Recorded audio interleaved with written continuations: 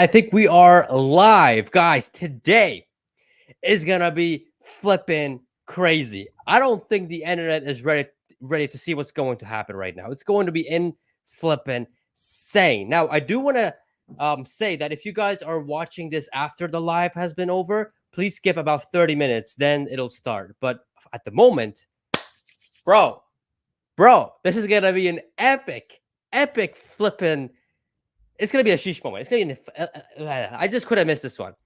Exactly, Professor. Let's effing go.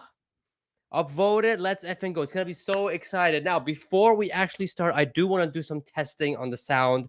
So you guys, let me know if you guys could hear it. Comment below. Let me know if you guys can hear this sound. I'm just gonna put something random. Can you guys hear that? Please comment below. Can you guys hear that?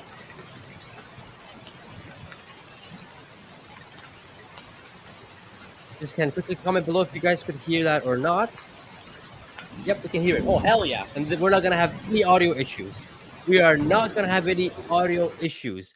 Let's flip and go. Nice. I'm going to go ahead and open up the, where is the Donald J. Trump? There it is. I found it. I'm going to go open it up. There it is. The X. All right.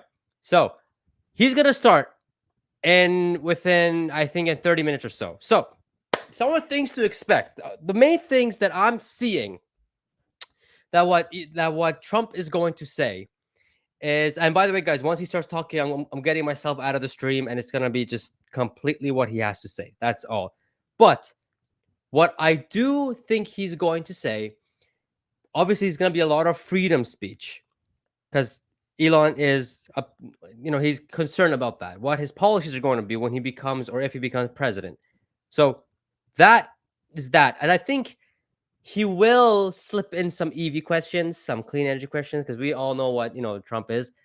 But nonetheless, it's gonna be awesome. Let me know, what do you guys think? What are you guys expecting? What do you guys want from this interview? I'm curious to know what it is. I love you, Taka Sega. I mean, I don't do live streams much often. I would love to do them, but I mean, you know what? Just comment down below. Do you guys want me to do more live streams? If you guys want me to do it, I'll do it. No problem. I just do it based on demand, because when I do it normally, I don't get many people watching me. So it's like, I only do it on days that I think it's important to do it on. But if you guys want me to come on regularly, sure, I can do that. Or if I don't have time to edit, I'll definitely come and do live streams for sure. Wonderful. You guys can hear it. Great. Mark AI Zuckerberg, bro, you're gonna let me know. Are you a Tesla bear or a bull? I'm confused.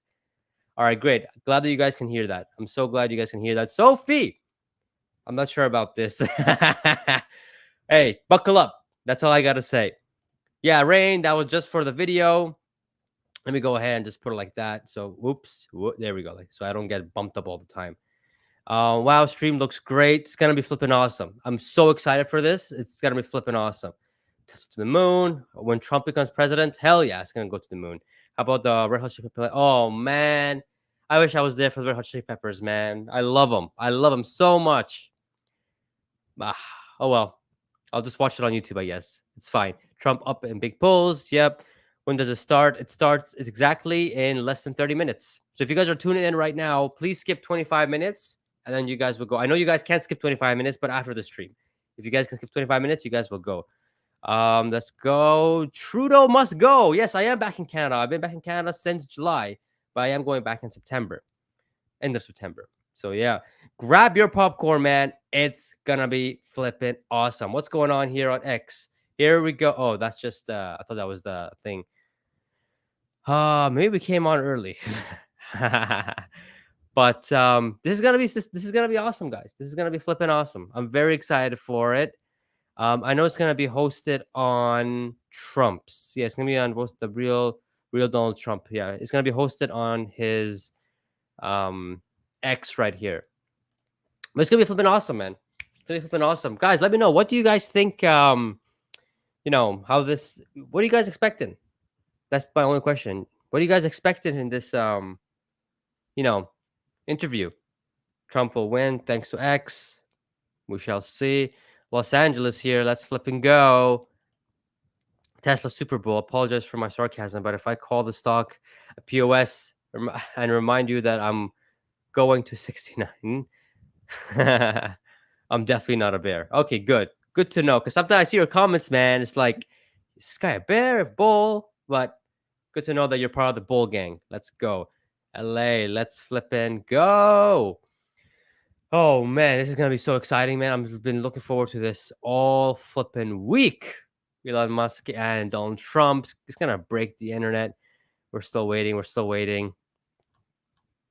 Maybe we came a bit too early on this stream. I'm not gonna lie. I think we came a little bit too early on this stream, but it's okay. I get to talk to you guys.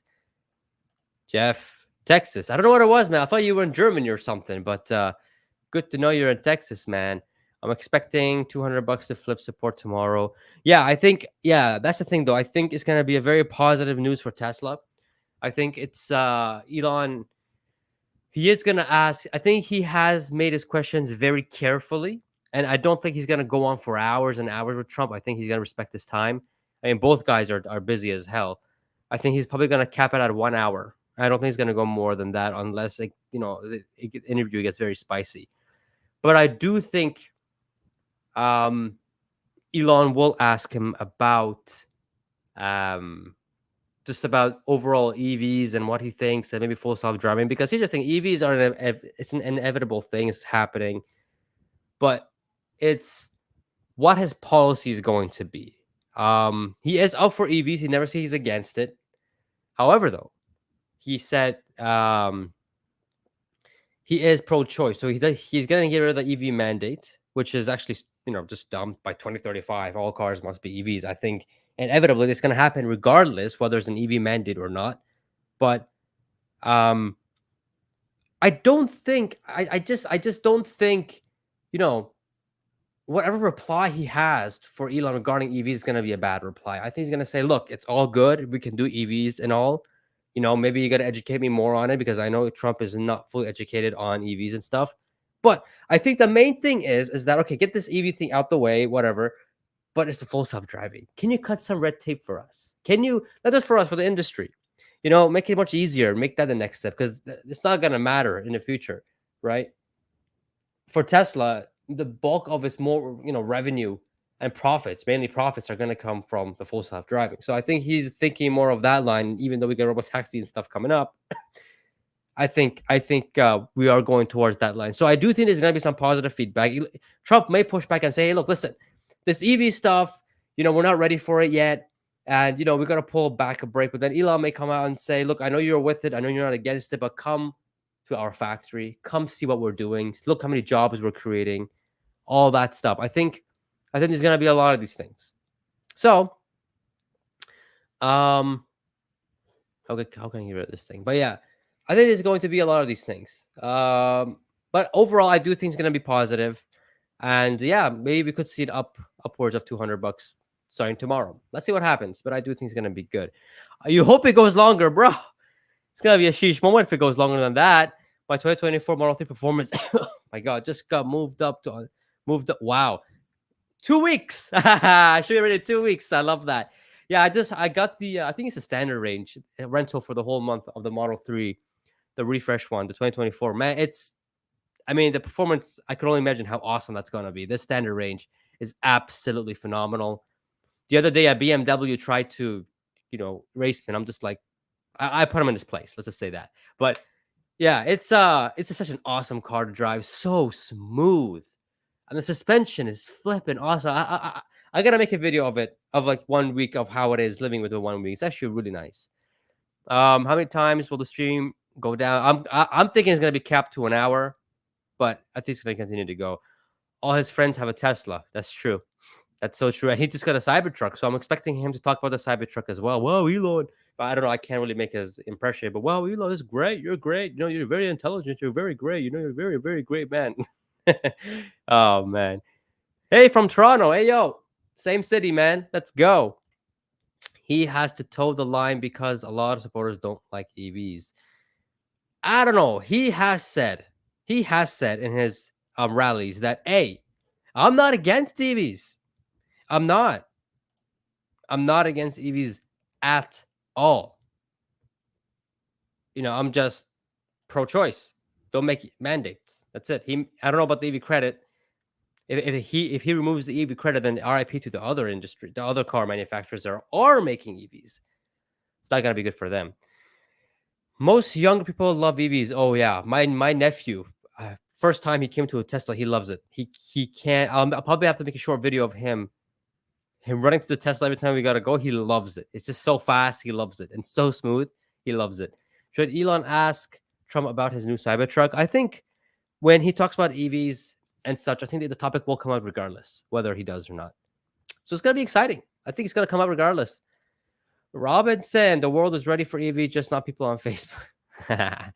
Well, time ain't gonna stop for them. That's all I'm gonna say. Do you know anyone who has been approved for the 2% API? Apparently, Tesla Finance only approved. I have no idea. I haven't talked to anyone who does, but I mean, 2% API. I would definitely look at high credit scores before I make any choices. That would make sense. How does Trudeau think about Elon? Well, I would, because I think he's also a left wing, just like Biden. I think they have the same mentality. But I think as a person, because like Biden, look, there's a lot of misconception with Biden, man. People think that Biden,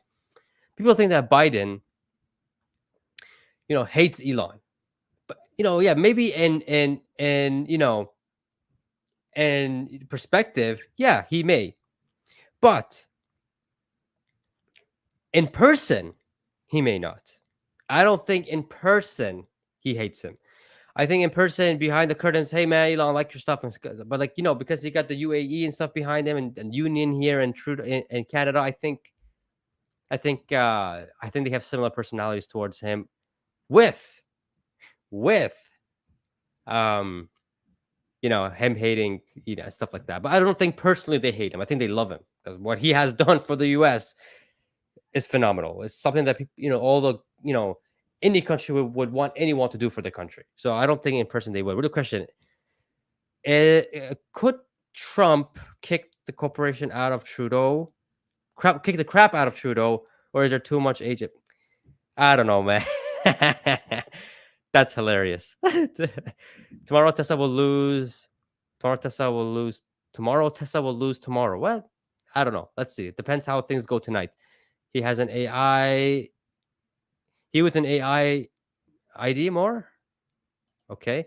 Hi from Buenos Aires. Yo, I don't know where that is, but shout out to you, my man. Do you support Kamala Welles? I don't know, man. The way she talks, she doesn't. She is a class example of a puppet. I'll say that. Again, I think she's a good person personally, but I mean, she looks like a robot to me. Hello, Pidgey J Jones. What's going on, my man? Hope you're doing well. In your opinion, what do you think Tesla stock will be worth per share in 2 to 5 years? Oh man. Well, I'm expecting the third stock split to be sometime in 2027. I think next year is gonna be. I think the stock could reach all-time high sometime next year. I think things are gonna look really good for Tesla with interest rate cuts and all that kind of stuff. I think it's gonna look really good. I'll make a full video later of what I think yearly will be, and I'll make my price target for next year soon as well. But I'm sticking to 350 this year, and I ain't changing it. You still have Tesla at 350? Oh yeah, exactly. I got 350. Yep, still 350. Not changing it. Did you know Trudeau got caught talking to Trump about behind his back? I don't know, man. All these things. Argentina. All right, good stuff. 2% API only available in the US. True. Hey, from Austria. Love it. Montreal. Very nice. Very nice. Best thing Trump could do is reduce the red tape for FSD. Yeah, I think so too. I think there's gonna be a lot of red tape cut for sure. Hello, Pechi from New Zealand. My God, I got hiccups. I don't know what's going on with me. What up, New Zealand? Hope you're doing well. 4 Tesla by end of the year. Oh man, that's gonna be crazy. Is Trump live here? He will be live here. Yeah. Well, I'm gonna be live coveraging it, waiting for him to pop it out, waiting for his little thing to come up. But he's not gonna start till 8. So it's going to be a sheesh moment. Sheesh. Oh man, this is gonna blow the internet, man. This is gonna be flipping. I think this is gonna be I don't think there's gonna be any other interview this decade this important. Now, I'm not going to say century because I'm sure there's going to be other crazy things going on this century, and we've got a lot of years to go by. But this decade, hands down, I think Trump and Elon is going to be the creator. I think this will beat the Andrew Tate one with Elon Musk. Hands down. hands flipping down. Oh boy. Oh man, good to see you. I hope Elon asks question. I think he will. I think he's more concerned about freedom of speech. I think he will talk more about his policies when he becomes president. And I think Trump will open up a spot for him when he becomes president, or if he becomes president. I don't know. I'm not making any assumptions here, but yeah, I think there's gonna be some. Man, Trump is such a positive, bullish thing for Tesla. Man, like it's not even funny. It's not even funny. Sorry, I meant to say Trump loves the idea of AI more than EVs. So probably, yeah, he does. He thinks. Well, the world. Here's the thing: we are on a cusp of a recession. I'll tell you guys this right now, and I'm gonna make a video about this soon because I think what's her name? Kathy was talked about this. We every time when there's a recession, that means the market and we go into the the expansion phase. Usually, there is a new world idea coming to the market, right? If you guys think about 2007, 2008, it was like the peak of the internet, right? That's when a lot of internet came to the spot. 2001 crash. That was more of that was a dot-com bubble, but internet wasn't mature enough. So I think that was just a normal. I don't really know what revolution that was, but I know after 2008, 2007, there was a lot of jobs coming in the internet, and that was where the world was going towards. After this, it's going to be AI. After this recession, I think we're going to. I mean, in Canada, we're already in a recession. I'm not too sure in the US, but I mean, it depends how they take care of it. But I do think after this, if there is a recession in the US or a massive recession or whatever it is, the next idea and think is going to be AI. And I think Trump knows that we gotta if we're gonna do AI, we gotta be on top of our game. And Elon and Tesla, they're a top AI company. I mean, where will AI, AGI, bots, Optimus, full self driving? No one has what Tesla has, right? In terms of AGI and stuff like that, data, right? I think it's important. So yeah, I think robotaxi stuff. I think the EV stuff, great, but I think it's more the AI stuff. What's up, Peggy? This is gonna be interesting, very interesting. How come Kuwait so suck at soccer? I'm not gonna answer that because I don't know. I mean, I'm not even gonna answer that. I'm not a Kuwaiti, but yeah, I think Tesla stock will hit 500. Yeah, I think so too. I think here's the thing. Tesla reaching all-time high is 414 bucks per share. But because we had inflation for all these years, for 414 is actually closer to 480 bucks per share. So yeah, 480 is a new 414 right now, and next year it'll be probably closer to 500. So I I can see it hitting 500 because of this. So yeah, Czech Republic, yo, your D's, my man, Thomas. Nice, hitting the gym, love it. Isn't using X for this bad look for Truth Social? Not really. I don't think so. I think it's all political moves, anyways. Biden administration is behind all investigation lawsuits against Elon and Tesla. Of course, they made it, purposely like that, 100%. Daniel, when do you think when do you think FSC will reach soccer mom level driving? I mean, based on how things are going on in LA with version 12.3.5.1, even remember, apparently it's already good to go. We just got to see it mass scaled, and then we can see how things go. I mean, we're at the cusp of it. It's crazy.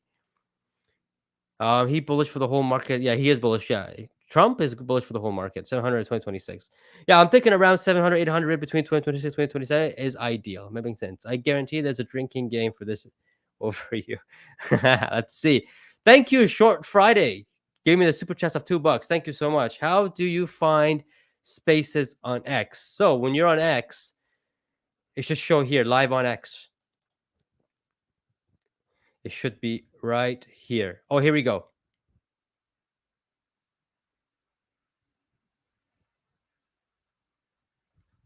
Come on.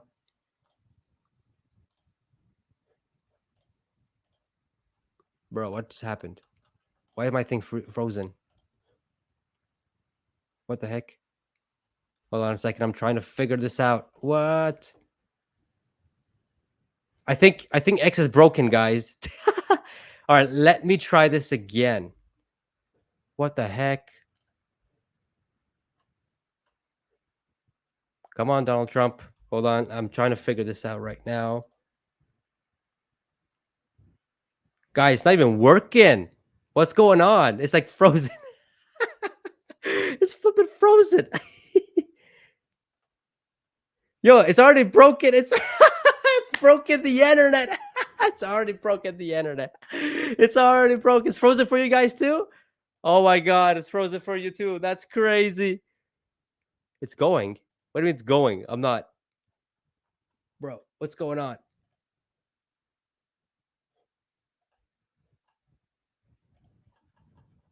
Dude, is it frozen for you guys too? It's frozen for me.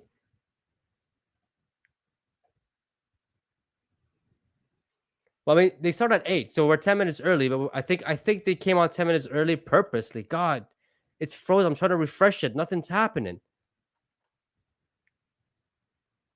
What the heck? Oh my god, it's frozen, guys.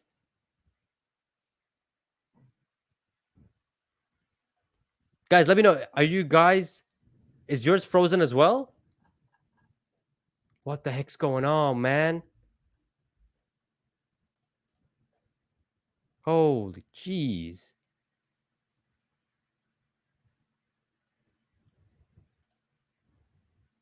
Yeah, mine's frozen. I'm trying in different tabs as well. It's just not going. You're in on Mac. Oh boy. Come on, man. What is this? What? Come on.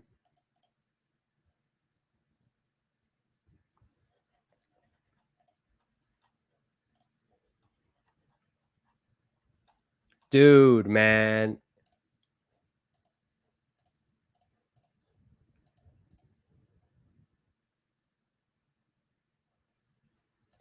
It's working for you, eh? All right, let me see if I can. Oh man, I can't even freaking like. Okay, hold up a second. Let me see what I can do. Let me see if I can do it a different way. Because my thing is like frozen and it's not even working. Let me see if I can. Oh boy. Oh boy. Oh boy. Oh boy. Come on. Wow, this is very annoying. I'm actually getting a little bit upset.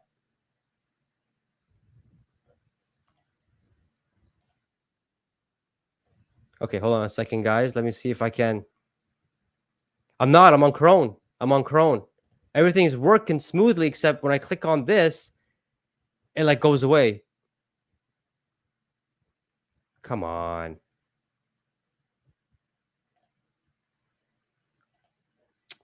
This is not cool. I'm just trying different ways right now. Let me see if I can go here. Okay, other spaces are working fine for me, but when I click on Donald Trump's, it just freezes. This is weird, man.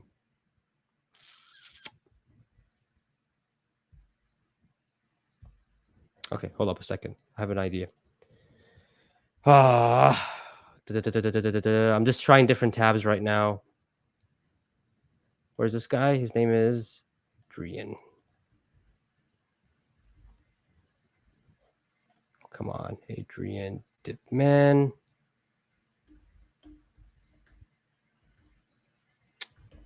Seriously, man.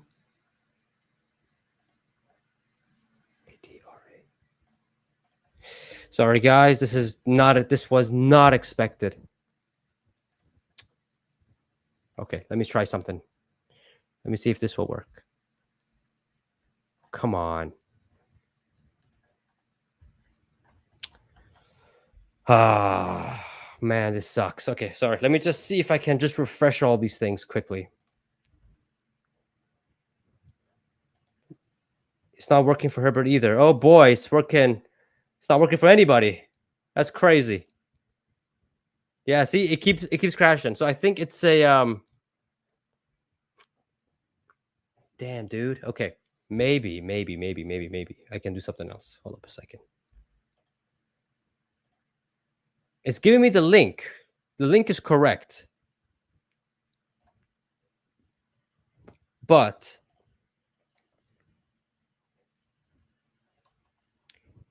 yeah, I think they're testing it. Yeah, I know. That's crazy. Oh man, that's crazy. Yeah, I think they're trying to fix it because they know that it's Wow. All right. I guess we just gotta wait and just keep retrying and just keep trying. Bruh, what is this? Okay.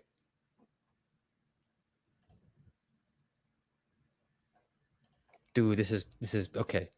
Let me see if I can. Like my thing is completely frozen. I can't even go up or down.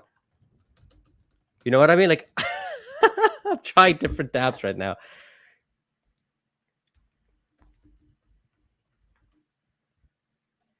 I just tweeted it's frozen.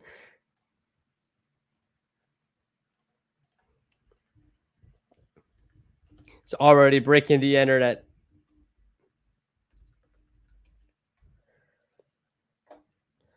My God. Okay, I'm gonna continue trying it in different because it's I see people increasing in it, but I don't see it's open but music. But what? Hold up a second. Let me see what I can do here. What? Hold up, hold up, hold up.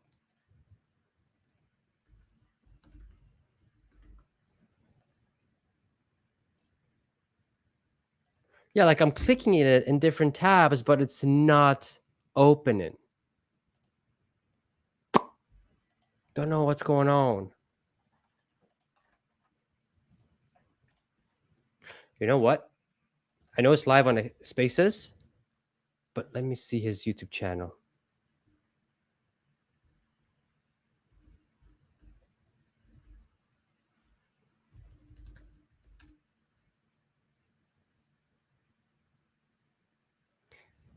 Donald Trump, Donald Trump, Donald Trump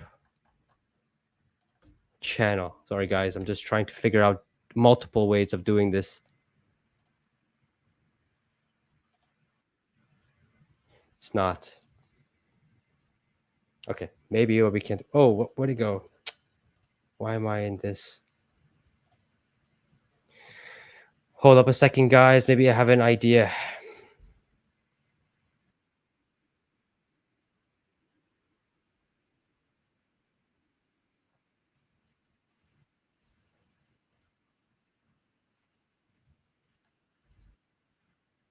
Hold up a second. I'm trying to figure this out. Elon Musk. Let me see.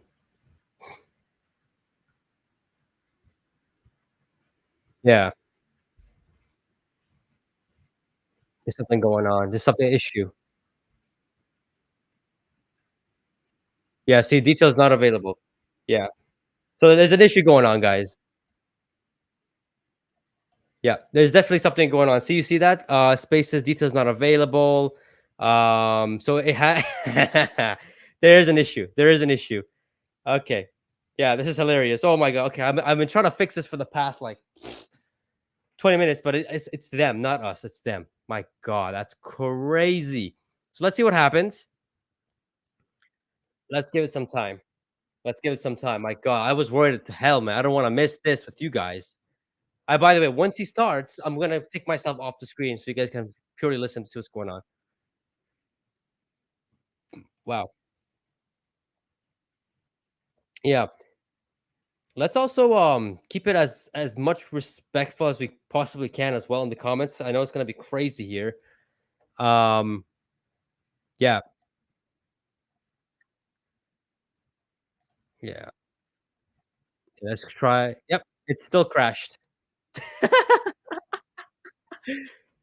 Yeah, let's see. Well, we'll keep trying. We'll keep trying until we can figure this out. Oh my god, this is crazy. This is crazy. It's literally breaking the internet right now. Wow. Okay.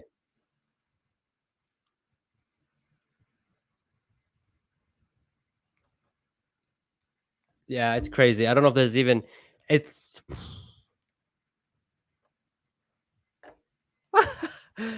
I'm just looking at all this. All right. Sorry guys. I'm just trying to figure this out. I don't want to hopefully we can get it. I mean, Anyways, about it's crazy. Let's just see what you have. Peggy, how well do the Middle East countries perceive Tesla or battery electric vehicles? Other than UAE and maybe Qatar, none. No, nobody else is doing is EVs because they have oil, right? And it's cheap. Like guys, fueling up there is like $15 from zero to a full, right? So it's um it's gonna be full. $15. That's it. It's cheap. While here in Canada, at least, it's like over $100. It's crazy. But time moves on, and eventually it will go to the Middle East countries as well. So yeah. Oh boy, man, this is just crazy. Let me see if I can.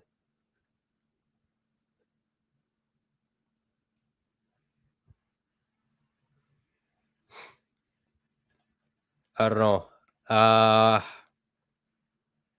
I don't want to click on it again because it's gonna freeze me. See, it freezes me, and I have to go back again and all that kind of stuff. So we're all sitting here eagerly. I knew Elon Musk wasn't going to fix space. People aren't already. That's crazy. Whew. That's crazy. Everything's locked up. Yeah, everything's locked up. So, anyways, let's just chill for a bit. What do you guys think is going to happen? What do you guys think is going to happen? I'm very curious to know what you guys are thinking. Right? I'm curious to know what you guys are thinking because everything's just frozen, man. I mean,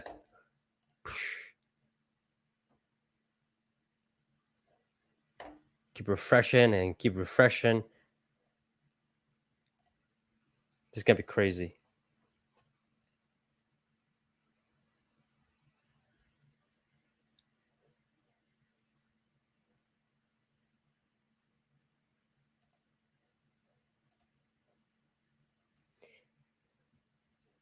This is crazy. I don't think we can. It's not accessible yet. Click it again. Yep, still frozen. Still flipping frozen. Always have to keep going back, and 118,000 people have joined. It shouldn't be like this.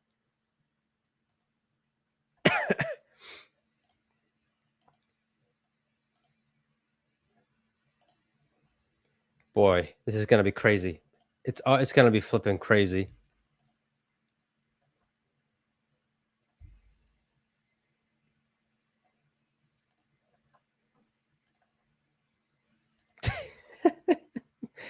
Broken.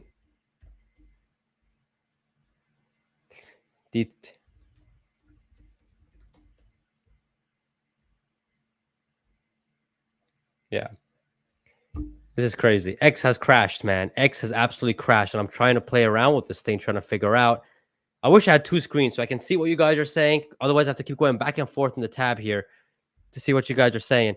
Oh boy, I think I'm thinking a beer would be nice. Go grab it before it starts, because the hell yeah, they're gonna fix it, man. There's no way they're gonna let this slip. I don't think they're gonna let this slip. I think won't talk about EV, but maybe battery storage. It's just anything with EVs. I think he's just going to talk about policy and just talk about what he'll do when he's in office, so he knows what Elon could have an idea what will happen. But yeah, liberal hackers gonna pump up Tesla 20%. That'd be crazy. Whatever happens, if any talk goes directly to Tesla, that's gonna be insane. 20% increase, sheesh moment. That'll be a big sheesh moment. Guys, are you guys comment? Are you guys? I know it's frozen for me, but it looks like it's frozen for everyone. But like, are you guys? Because some of you guys are like saying you guys are in. So I don't know. Secret Service, the Secret Service shutting down Trump. That's crazy. X hacked by CIA. I don't know, man. Bartender here who doesn't want to pay taxes anymore. Yeah. I think therefore I am after hours, 14 hours. It's frozen. Okay, cool. So it's everybody. So everybody is not able to access it. Oh my god. I'll try again right now. And frozen again. Yeah. See, people are leaving now, 111,000 because it's frozen. Let's keep going back and forth, playing around. Yeah, see? Matt Smith, the space is not available. Yeah.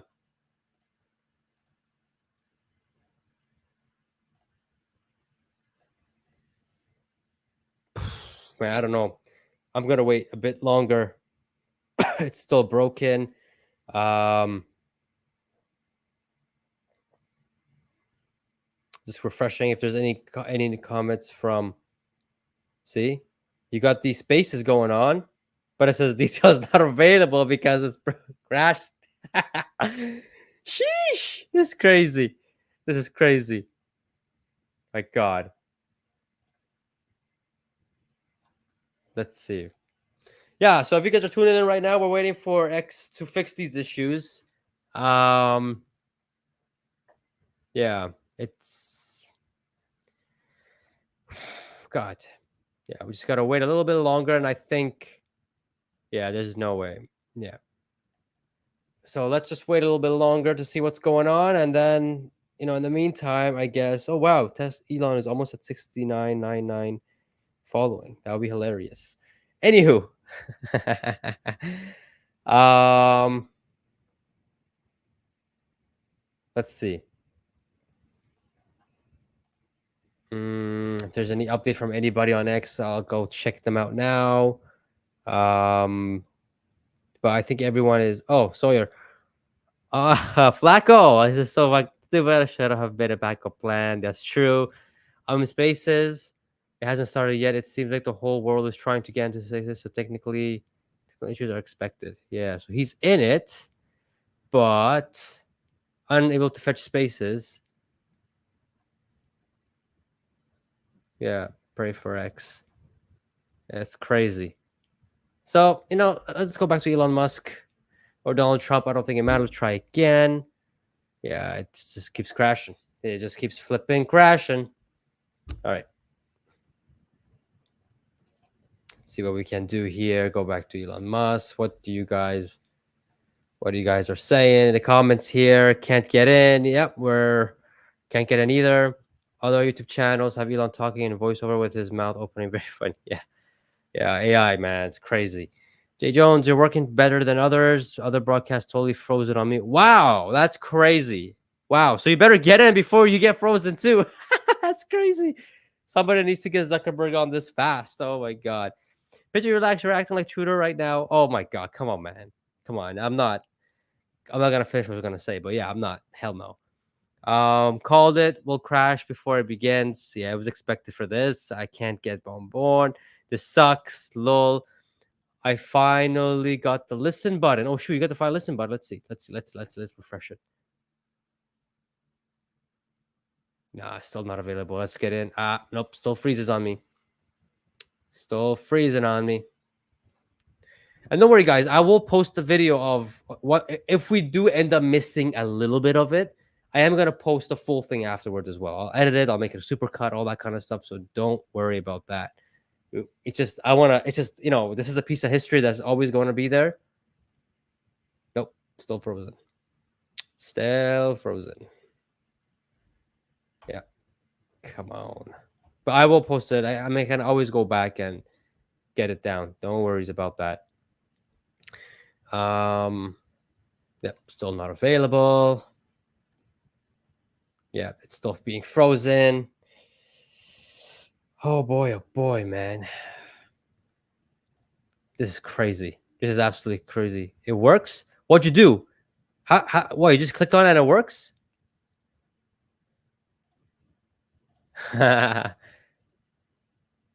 Oh shoot.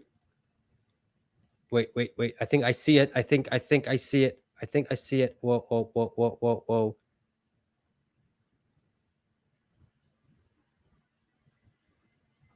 Come on. Come on.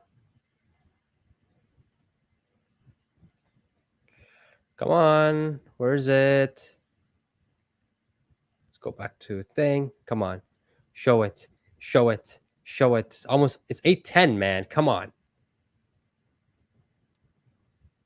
It's still frozen. Oh my God.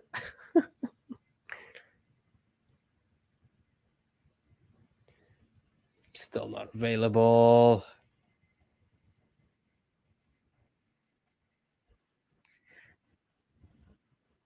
Unable to access.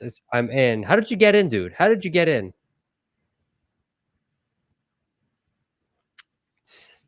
Flipping. Come on.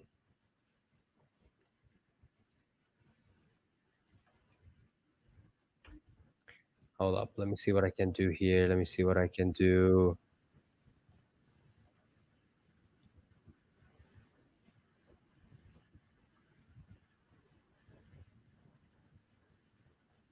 Come on.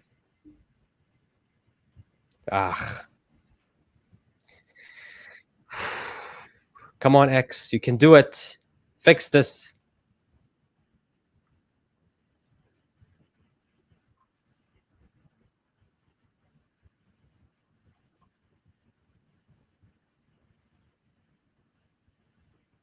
Come on. I'm just playing around. Damn it, dude. Come on. Not working. Not working. It's messed up. How about debate? Okay. Keep trying. After the eighth, I got in. Wow. You got to keep trying, dude. That's crazy. I don't know how many times I got to keep trying this. I mean, this is just ridiculous, but just refresh and spam. You guys are saying just refresh and spam.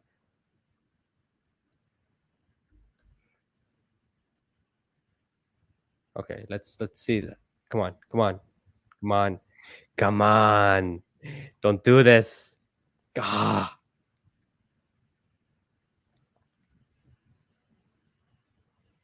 People are joining 217,000. So people are getting in. Wow.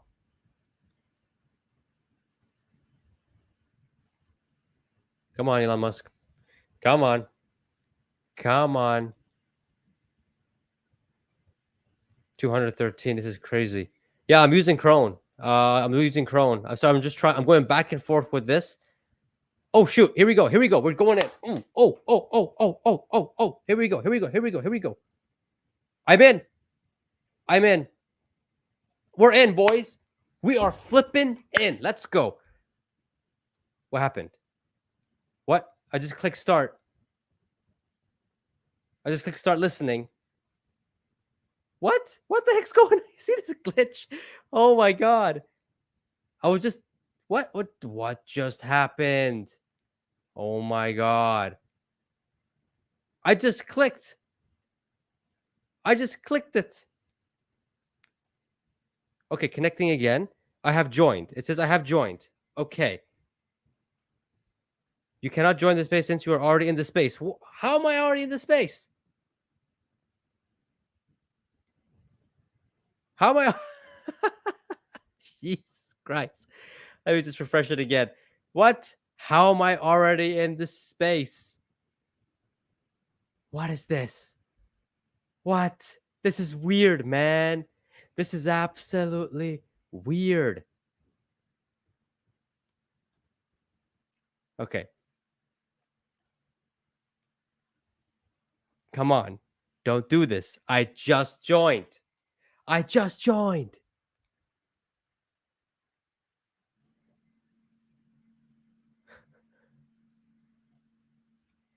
What the heck, man? What the absolute heck? Okay. I got in, but I didn't get in, but it's weird. This is just weird, man. Okay, hold up, hold up, hold up, hold up. Let's go here, Elon Musk. Okay. Come on. Come on. Show me. Show me. Oh, come on. Are you serious, dude? Like, wow. Wow. It looks like they are fixing it. It looks, man, imagine Trump, he's saying that. He's like, wow, what is this? This is just ridiculous. I bet he's like, this is crazy. Oh my goodness. Dude, I just got in.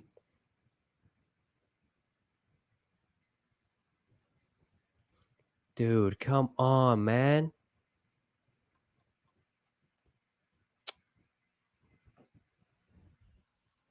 Like, it's just crazy.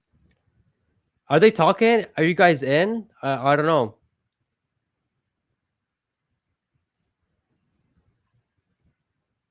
Okay. Oh man, Elon Musk, man, what is your TNX doing? Come on. Okay, I clicked on it, so let's see. It can give me. This is annoying. Come on. All right, people are leaving because it looks like they go in and they left because people are leaving as well. So it looks like something is, please let Elon know we can't join. So it's Bill Ackman. Please let Elon know we can't join, not working. So it's everybody. It's everybody. So people are still can't be able to join. Man, imagine X Spaces Steve. They're all like, bro, we can't handle this. This is too much. But hey, man, they should have been ready for this. This is just, come on. Wow. Still crashing. Man, I'm glad that you're in, man. I wish I was in it, trying to listen to techno music. Wow.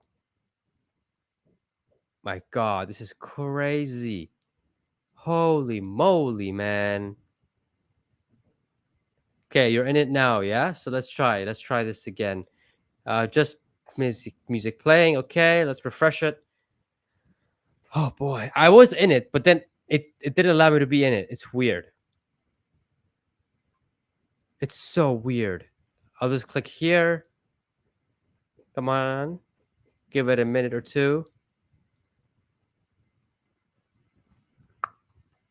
Yeah, it's still frozen. It's still frozen. My God. This is so annoying. It should not be. Should not be this difficult. Like imagine Trump saying and go like, wow. He wasn't even ready for this. You know what I mean?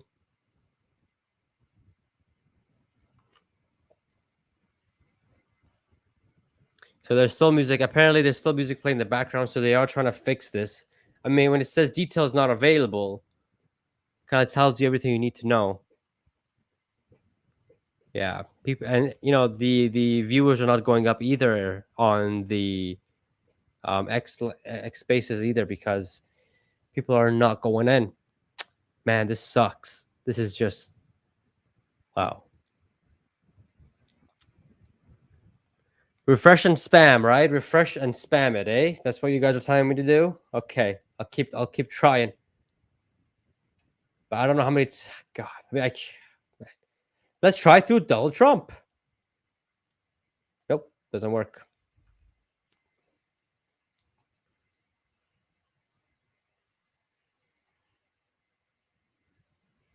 Update. The space hasn't yet started. I'm joined. But 75,000 people just joined, so hopefully they are figuring this out. Yeah. Boy, oh boy, man, come on. Now we got 209,000. So people are leaving.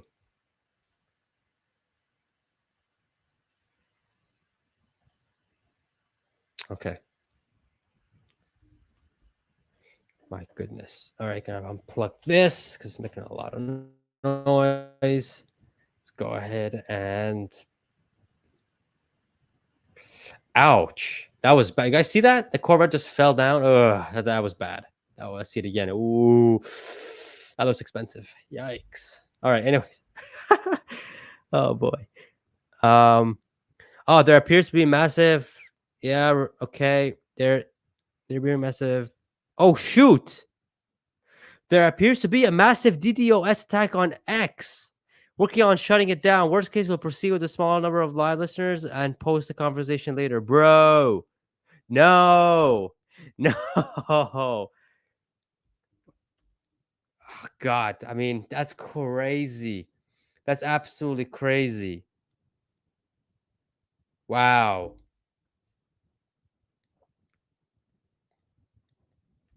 I knew it. I knew it. They won't allow this to go easy. Okay. Oh my God. So that's why. That's why. Wow, DDoS. That's crazy. They really don't want this interview. That's the crazy part. They really don't want this interview. Bro, that's absolutely crazy.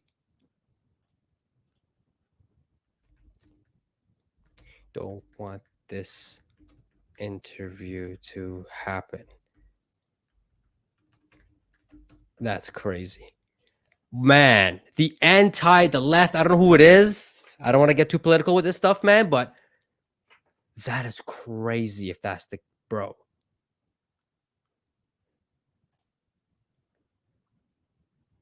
Damn, dude. I was looking forward to this. Come on. Yeah. Wow. That's crazy, dude. That's absolutely crazy. To this extent, I thought this was a free country, right? I mean, you could do whatever you want.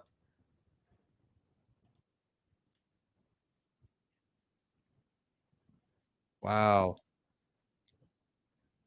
People are leaving too, like it's they should have I mean, I'm thinking maybe they should have been announced, but how would you get the people out? You know what I mean? Yeah. So if you guys are asking me what DDoS means, right? It's pretty much a distributed denial of service, so type of cyber attack. It's a cyber attack towards this. It's crazy how they I mean, Elon should have known, right? But they're cyber tracking, probably the US government again, I'm not gonna make any assumptions. No, no, thank you. But this is crazy. This is crazy. Wow. Wow. That's absolutely crazy. The fact that there's a cyber attack on this, and that's why we can't join the space, and people are leaving, right? It was like 204,000, now it's 194,000. I'll try again. Yeah, it just freezes on me. Man, that's terrible.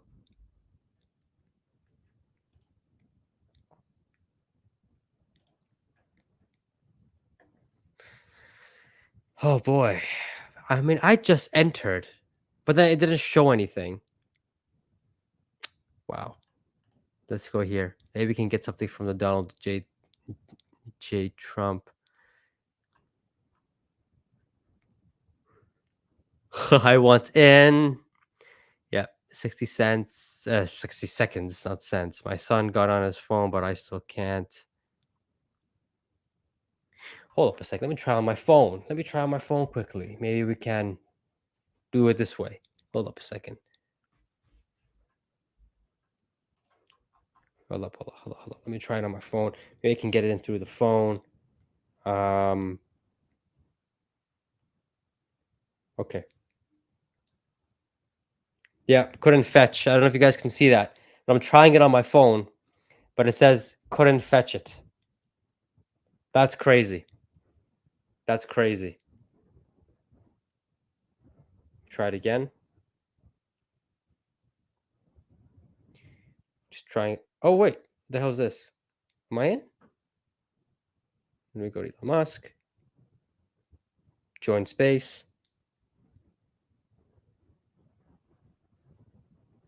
No, it's not working. It's not even working on my phone. I know it's not me. I know I can see your yeah, couldn't fetch it, see? Couldn't fetch. Wow. This is crazy. I mean, think about it, 200,000 people is not a lot of people, joining it. So it looks like there's some sort of thing going on. I don't know, man. I mean, if this is weird. Okay, let's refresh it. Let's see what we can do. Maybe we can get some sort of maybe we can get lucky here.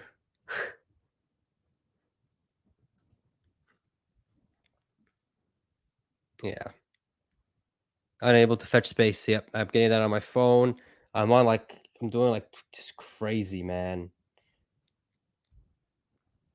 Okay. And we all thought it's gonna break the internet. Okay, it ain't. Okay, just a bunch of hackers trying to. Oh, come on. Okay. Jesus Christ. Wow. Wow. Let me see if there's anything else going on.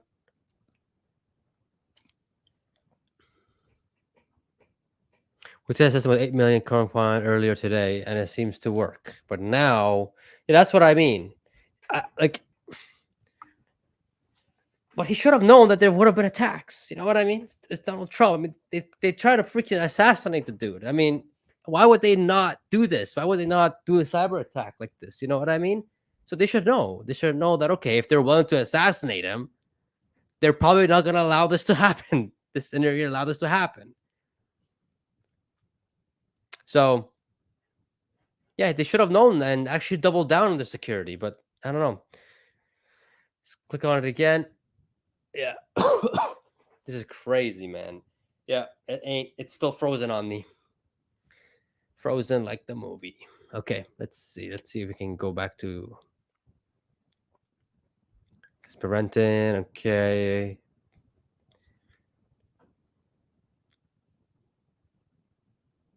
Oh shoot. Oh shoot. Start listening. Come on.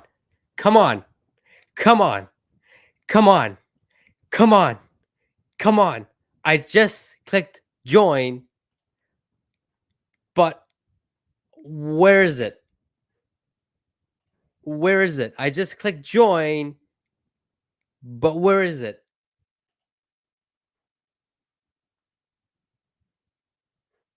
I just opened mine up and it says you're in. See it connecting. All right, it's connecting. Come on. Come on. It says you cannot join today because you already joined it. Okay, but where? Could you guys help me out here? Like because I've joined it, but it says you cannot join it because you already joined it. What the heck's going on, man? Oh my god, this is crazy. So you guys are telling me to be patient. Sure. I'm just gonna wait a bit, see what's going on because it looks like I have joined, but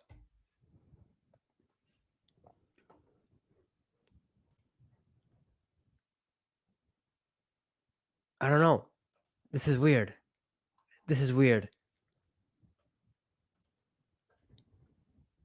All right, I'm gonna chill out for a bit to maybe go to a different browser and just see what I can do. Maybe I can get in somehow. Yeah, my other browser keeps crashing, but here I'm already in.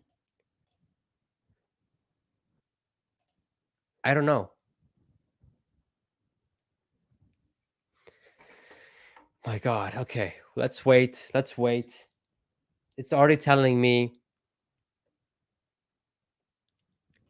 still being locked down. You finally got in. Yeah, I'm in too, but it's just I can't. Yeah, it's weird.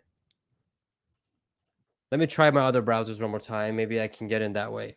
I don't know. This is I'm there, but I'm not there. You know what I mean? Yeah, it keeps freezing. Yeah.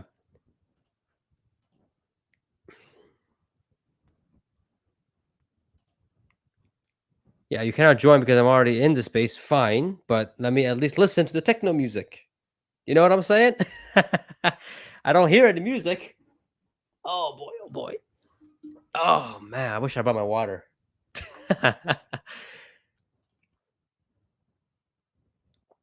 Let's say it crashed again. Yeah, just chill, Peggy. No rush. They are not speaking yet. You'll get in soon. Yes, but but yes. Do you hear the music though? Because I'm not hearing the music.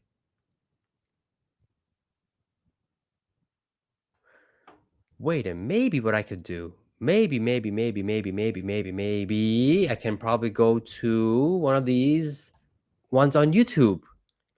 Is Donald Trump doing this on thing as well or no? Let me check something. I'm just checking out a few things right now to be sure.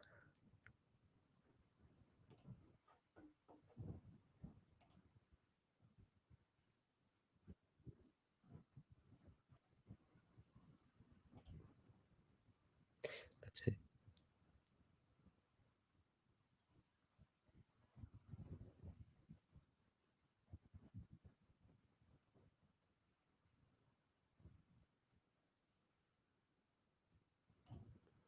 All right, let's see.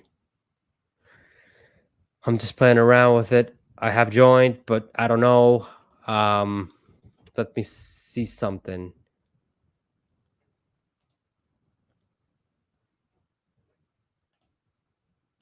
Hold up a second. Let me quickly see.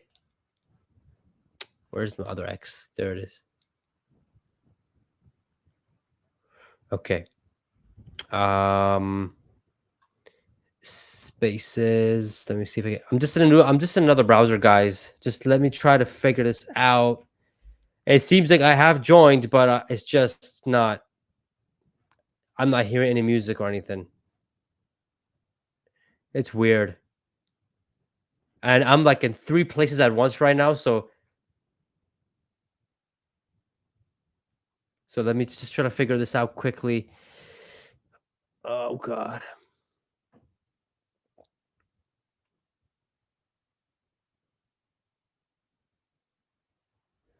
Whoa, what happened?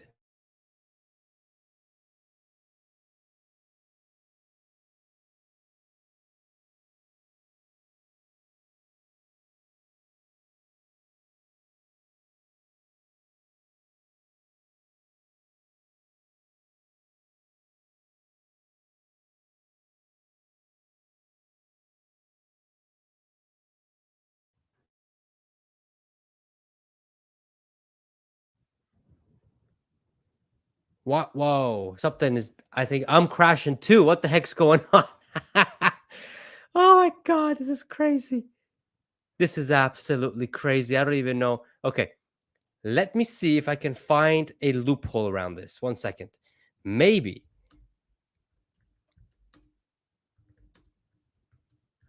Why am I lagging?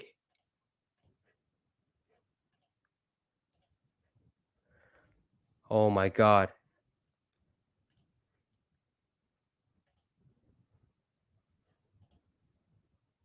Oh shoot, I'm in. I'm in. I'm in. I'm in. I'm in. I'm in. I'm in. I'm in. Okay, guys, I'm gonna go ahead, remove this. Let's stop the recording of this one. I open it. Oh, here we go. I'm in. All right. All right. Here we go. We're in. We're in. Let's go. We are in.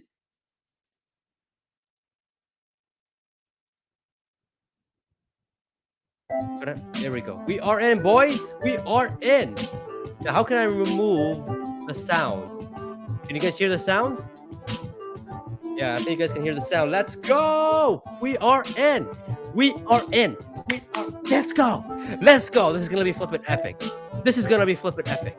This is gonna be flippin' epic. Let's go. Let's go. I'm in. I'm in, boys. I'm in. Now, how can I make this a bigger?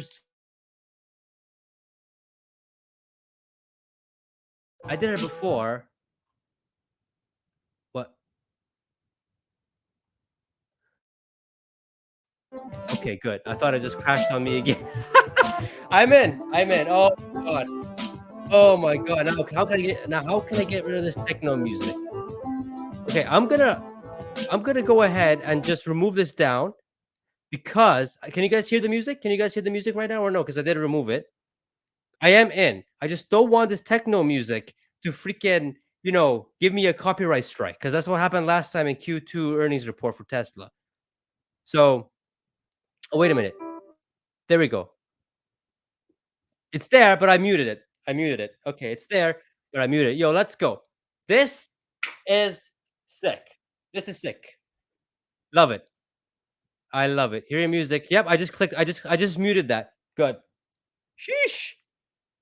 Oh my god, we're in. Boys and girls, get ready. It's gonna be flippin' epic. Boy, it's gonna be awesome. No, go back down. Okay, I don't wanna touch this. Let me see if I can. Nice. Yeah, man. Whoever tried to attack this thing. Yeah. Let me just go to Donald Trump quickly. I'm on his page.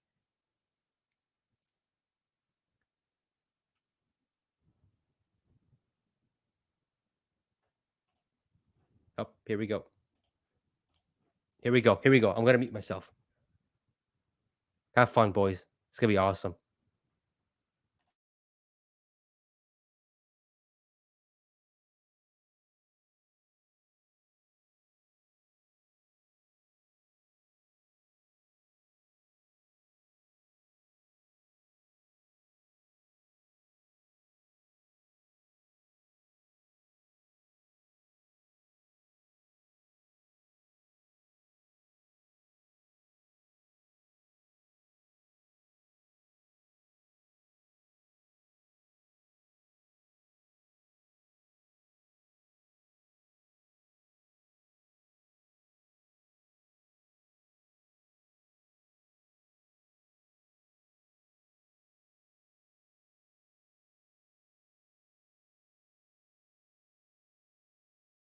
Okay, it looks like Donald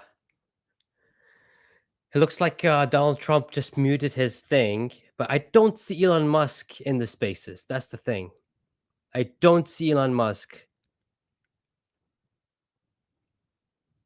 So let's just wait for a bit. Important part is that we are in.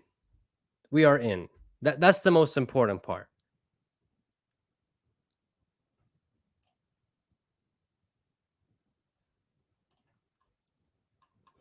Um. Okay. The techno music has stopped. Yeah, I know you can't. Yeah, there's no sound because no one's talking right now. So and I unmuted it too. I heard something. The techno music has stopped.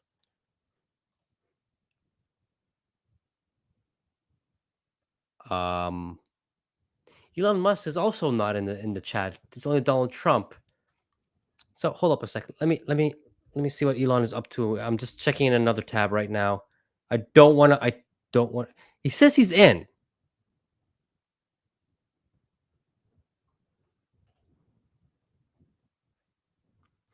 Yeah. It just shows Donald Trump. It doesn't show anyone else. Yeah, nothing's going on right now. I thought it was gonna start. Okay, I guess we're chilling for a bit. HC, thank you so much for the Elon posted. What do you say? But HC, thank you for the dollar sticker. I appreciate it, man. I really do. What did he say? What did Elon say? I'm scared to touch this thing. I don't want to be kicked out.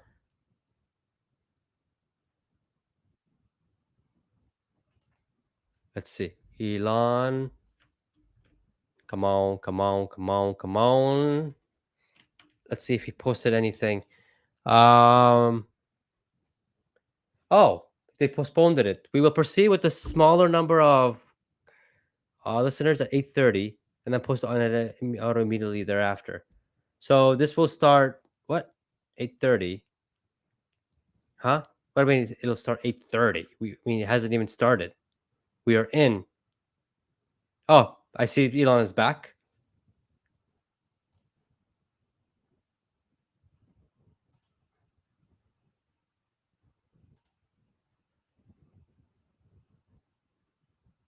Yeah, Elon is back. All right, cool. It's about to start. As soon as it starts, I'm going to mute myself. The sound and everything is already there. Yeah, you guys have the sound. Perfect.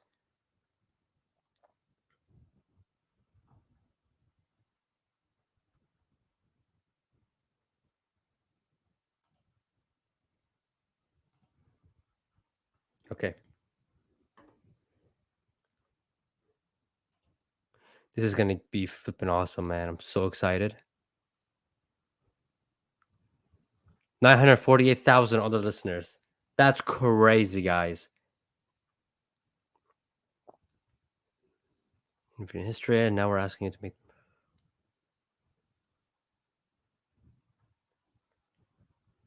This is going to be flipping epic.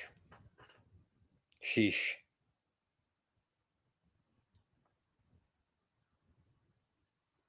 What you guys are hearing is what I'm hearing, which is absolutely nothing. Donald Trump and Elon, they are muted. So I think they're trying to get stuff ready in the background. This is gonna be flipping awesome, man. Sheesh. Oh man.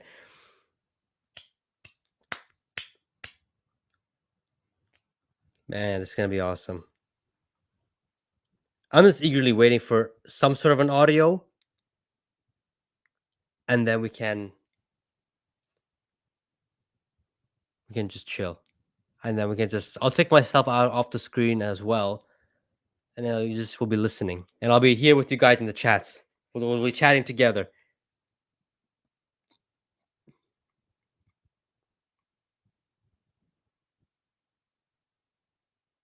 Bro, what are they waiting for? What? I'm sorry, this silence has gotten me so eager. Oh my god.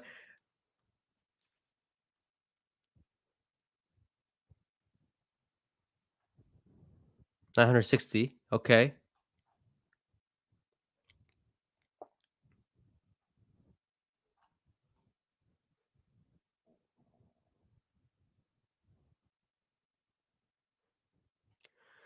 I guess while we wait, man, what do you? Oh, what? Oh man, these things are too close to me. But anyways, what do you? How y'all feeling? How y'all feeling? Some of you guys sent super chats and some um stickers and stuff. Thank you guys so much. I really appreciate it. Um, but how y'all feeling, man? I'm feeling pretty stoked for a Monday, for a flipping Monday. Man, I'm eagerly waiting. Oh, we have Elon here speaking. He's a speaker. Oh, thank you, Shorts. Thank you. All right, hello everyone. My apologies for the late start. We unfortunately had a massive distributed denial of service attack against our servers, and saturated all of our data lines. Like basically hundreds of gigabits of data were saturated. We think we've overcome most of that, and so it's now time to proceed. But as this massive attack illustrates, there's a lot of opposition to people just hearing what President Trump has to say, and but I'm honored to have this conversation. I want to emphasize it's a conversation, um, and it's really intended to just get a feel for what Donald Trump is just like in a conversation. So it's hard to catch a vibe about someone if you just don't hear them talk in a normal way. And when there's an adversarial interview, like no one's themselves in an adversarial interview. Um, and this is really aimed at kind of open-minded, independent voters who just trying to make up their mind. Uh, and so you can understand, like, what is what is it just like to have a conversation? So, um, honored Donald, great uh, to speak. We had a great conversation yesterday. As you mentioned yesterday, if we could just record that conversation and post it, it would have been excellent. And I hope we can have something like that today. Well, I think we will. I'm pretty sure we will. And congratulations, because I see you broke every record in the book with so many millions of people. And it's an honor. We view that as an honor. And then you do want silencing of certain voices. Usually those are voices that have something to say that are constructive, oftentimes constructive. And Yeah. so we have to consider it an honor. But congratulations on breaking every record in the book tonight. That's great. Well, thank you. Well, I mean, maybe we could start off with, the assassination attempt, which was an incredible thing. And I have to say that, your actions after that assassination attempt were inspiring. Um, you, instead of shying away from things, instead of ducking down, um, you were pumping your fist in the air and saying, fight, fight, fight. And I think that's, I mean, the president of the United States represents America, and I think that is America. That is strength under fire, and so that's a big part of the reason why I was excited to endorse you as the president of the United States for having another term here. Is that was just incredibly inspiring. But I mean, what was it like for you? Not pleasant. I have to be honest. I said there was blood. I had Being more shot is blood. not I didn't much know fun. I didn't know I had that much blood. The doctors later told me that the ear is a place that is a very bloody place if you're going to get hit. But in this case, it was probably the best alternative you could even think about, because it went at the right angle, and it was a hard hit. It was very, uh, I guess you would say, surreal, but it wasn't surreal. I was telling somebody, you have instances like this, or like a lot less than this, where you feel it's a surreal situation, and I never felt that way. I knew immediately that it was a bullet. I knew immediately that it was at the ear. Yeah. And because it hit very hard, but hit the ear. And I also heard people shout, bullets, bullets, get down, because I moved down pretty nicely, pretty quickly. And we had bullets flying right over my head after I went down. So I'm glad I went down. the bigger miracle was that I was looking in the exact direction of the shooter, and so it hit me at an angle that was far less destructive than any other angle. So that was the miracle. That was for those Split people that second. don't believe in God. I think we got to all start thinking about that. You have to, I'm a believer now. I'm more of a believer, I think, and a lot of people have said that to me. A lot of great people have said that to me, actually. But it was amazing that I happened to be turned just at that perfect angle, and all because I put down a chart on immigration that showed that the numbers were so great. I love that chart even more maybe now. it's a sign. Maybe that's a sign. It's an immigration sign. You highlighted a serious issue, and at that moment, the bullet missed your, hit your ear, but missed your head. I mean, the amazing thing is that the sign, I said, bring down that sign on immigration, and it was literally about an eighth of a second where it would be good, and after that it was going to be a disaster, no matter which way you were facing. But it just had that perfect angle, which was exactly at this shooter. Very sad situation.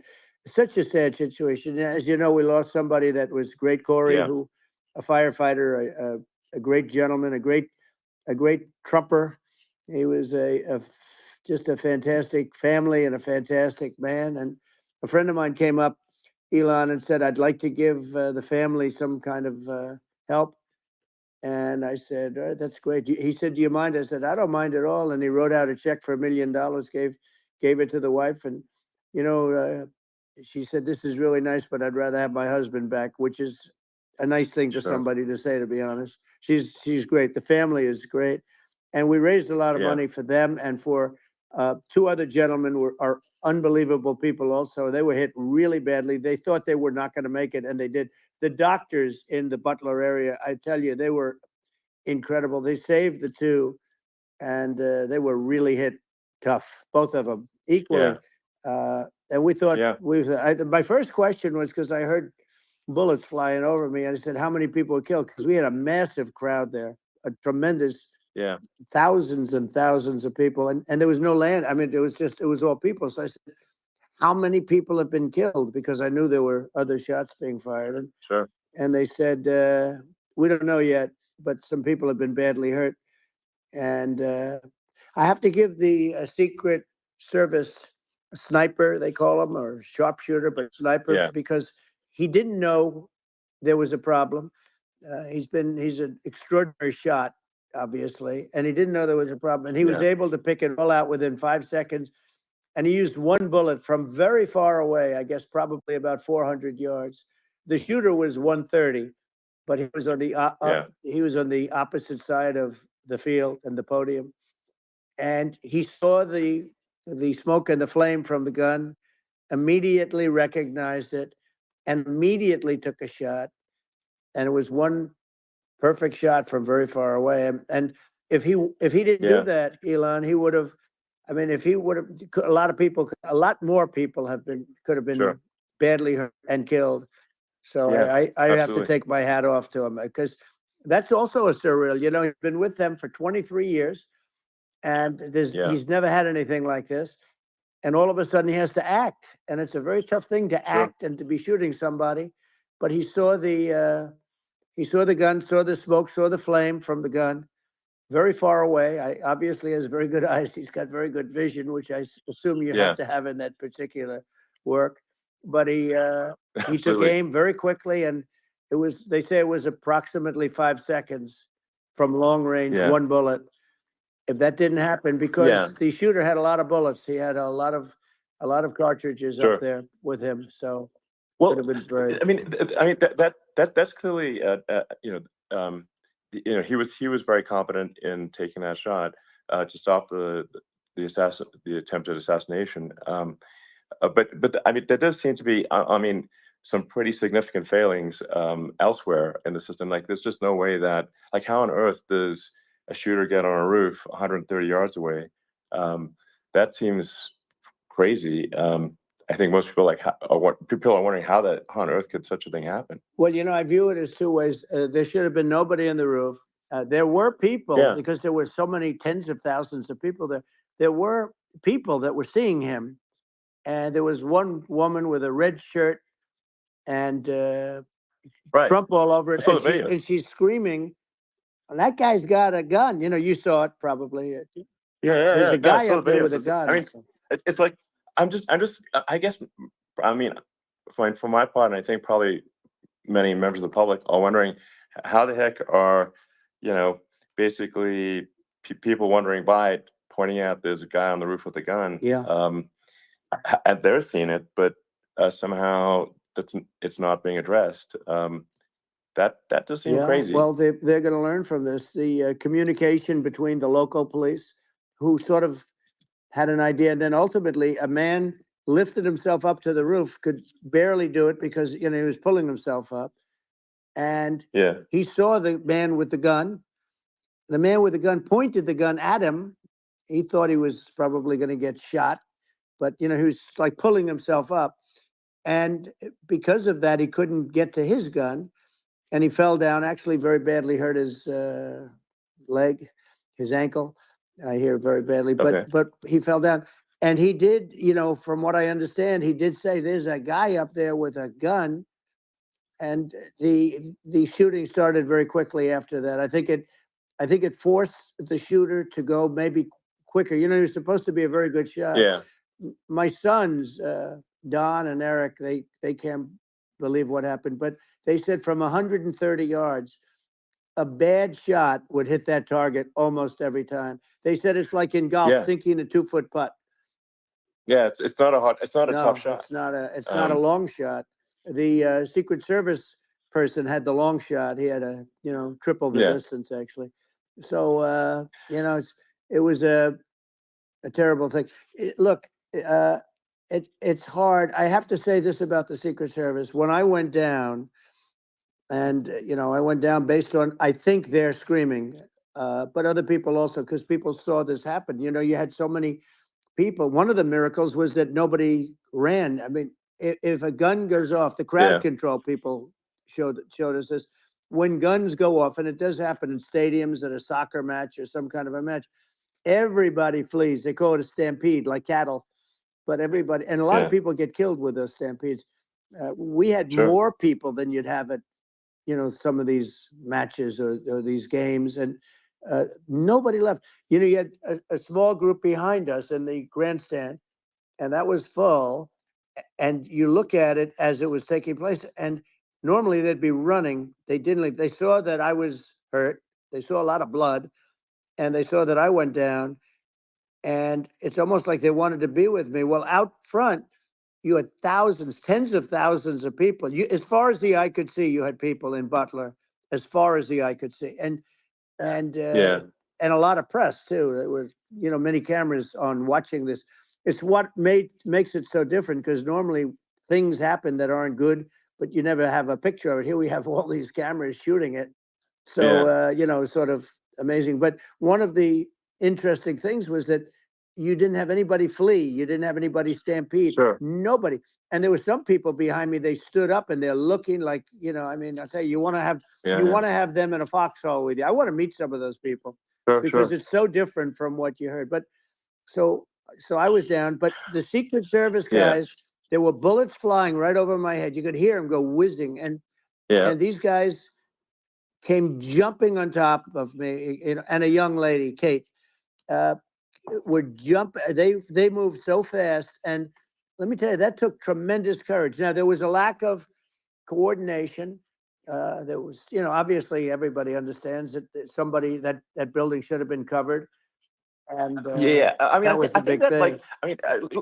I mean, looking at the aerial views, that building would be like the number one spot for a sniper. I mean, it's like if you were to pick, like, what is the favorite, so if the goal is to assassinate, what's your favorite spot? That building. The roof of that building would be number one. That would have been the spot. It's like you can ask for a better location. It's like number one. That would have been the spot.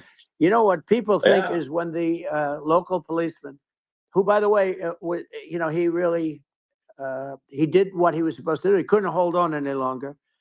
And then when he got his head just peeking above, this guy standing there with a gun at his head.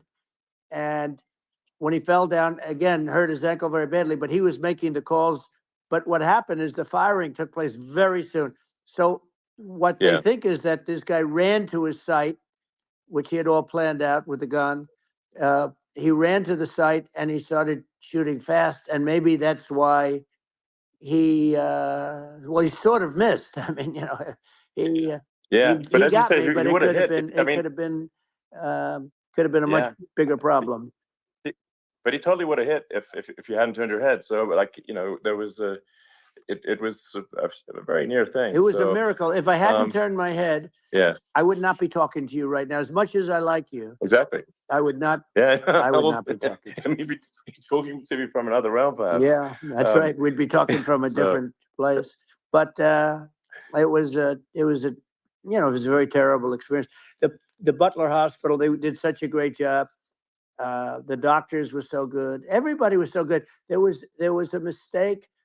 If somebody knew, because people were hearing that, there was just a bad feeling that there was somebody was around. You know that story now. It's been pretty yeah, well. yeah, And yeah, if somebody could have said, because they've oftentimes said, like there'd be a lightning storm or something. Because I've done, I think over 300. I think I did a lot more than that, but we did a lot. And oftentimes they'll say, "Sir, could you wait 10 minutes, please? Sir, could you wait 20 minutes? There's a storm overhead or lightning or something," right? And yeah, that happens yeah, often. And this would have been a perfect time for that to have happened, but it yeah. didn't get coordinated. That was the problem. Well, it was your. I think your actions in the heat of fire, and like what I found admirable there was that you can't fake bravery under such circumstances. The courage is instinctual, or it is not. It's not a rehearsed action. And so I just want to say that I think a lot of people admire your courage under fire there. And Well, yeah, so thank you very yeah, much. I appreciate it. I didn't think of it. I just wanted to get up and I wanted to stand up. I wanted to let people know, I felt I was good when they were on top of me, covering me, actually, very much covering me and very bravely. But I wanted to get up. I said, I want to get up. And they wanted, they have everything there. They wanted stretcher. I didn't like the stretcher. And I knew I was hit in the ear, but I knew I wasn't hit anywhere else. They felt I was hit someplace else yeah, because it was such a lot of blood, and they were sure that I was hit someplace else. And they were saying, "Sir, you were hit in more than the ear." I said, "Nope, I was hit in the ear. I want to get up. Let me get up." And so I got up, and the crowd didn't know what to think. I mean, this was so many people, and you could see they were confused. They didn't know what to think, and I wanted to let them know I was okay. It was very important for me to let them yeah, know that. And they went wild. You've seen the after. They didn't go wild when I yeah, got up because they didn't know, was I alive. You really couldn't tell when I stood up before the hand, before the fist in the air. Uh, they didn't know if I was alive. Nobody did. And when I put the fist up, they were just relieved and happy and thrilled, and the place went crazy. It was pretty amazing. yeah. It was a Well, terrible thing, but it it was was really nice. incredibly moving. Yeah. Well, and I mean, speaking of the sort of slide that got you to turn that saved your life, really, was the illegal immigration Right, slide. Maybe this that's right. maybe this is worth talking about that, It since was it was. that slide saved You're your right. life, No, basically. the illegal immigration saved my life. You're right, but I Like, had to be at that's that exact angle. I mean, that's a great one. Saved by illegal You know, immigration. the incredible 100%. thing though, when you talk about the odds, you had to be exactly at that angle. But the Yeah, incredible thing is that the chart, I used it less than 20% of the time. It was just a moment. yeah, It's always on my left, never my right, and it's always at the end of the speech. So here yeah, we have it. It's on the right, not the left. It's at the beginning, not the end. And even the people that put it up, they were unprepared, and they did a great job. They got it up immediately, fortunately. But I looked to the right, and the bullet came whizzing by, hitting my ear. So it was amazing. But when you think of the odds of that, and yeah, yeah, that normally you wouldn't use it. Normally I wouldn't have the thing, and then it would yeah. have been a very different story. It's very much, I say, an act of God. It's a miracle that it happened, and I'm Sure. honored by it. I'm honored by it. Well, Well, what were you about to say about illegal immigration before you were rudely interrupted with Well, a I was bullet? going to say how good the numbers were. By the way, we're going back to Butler, and we're going to go Great. back in October. We're all set up, and the people are fantastic in Butler. It's a great area. Great, these are incredible people.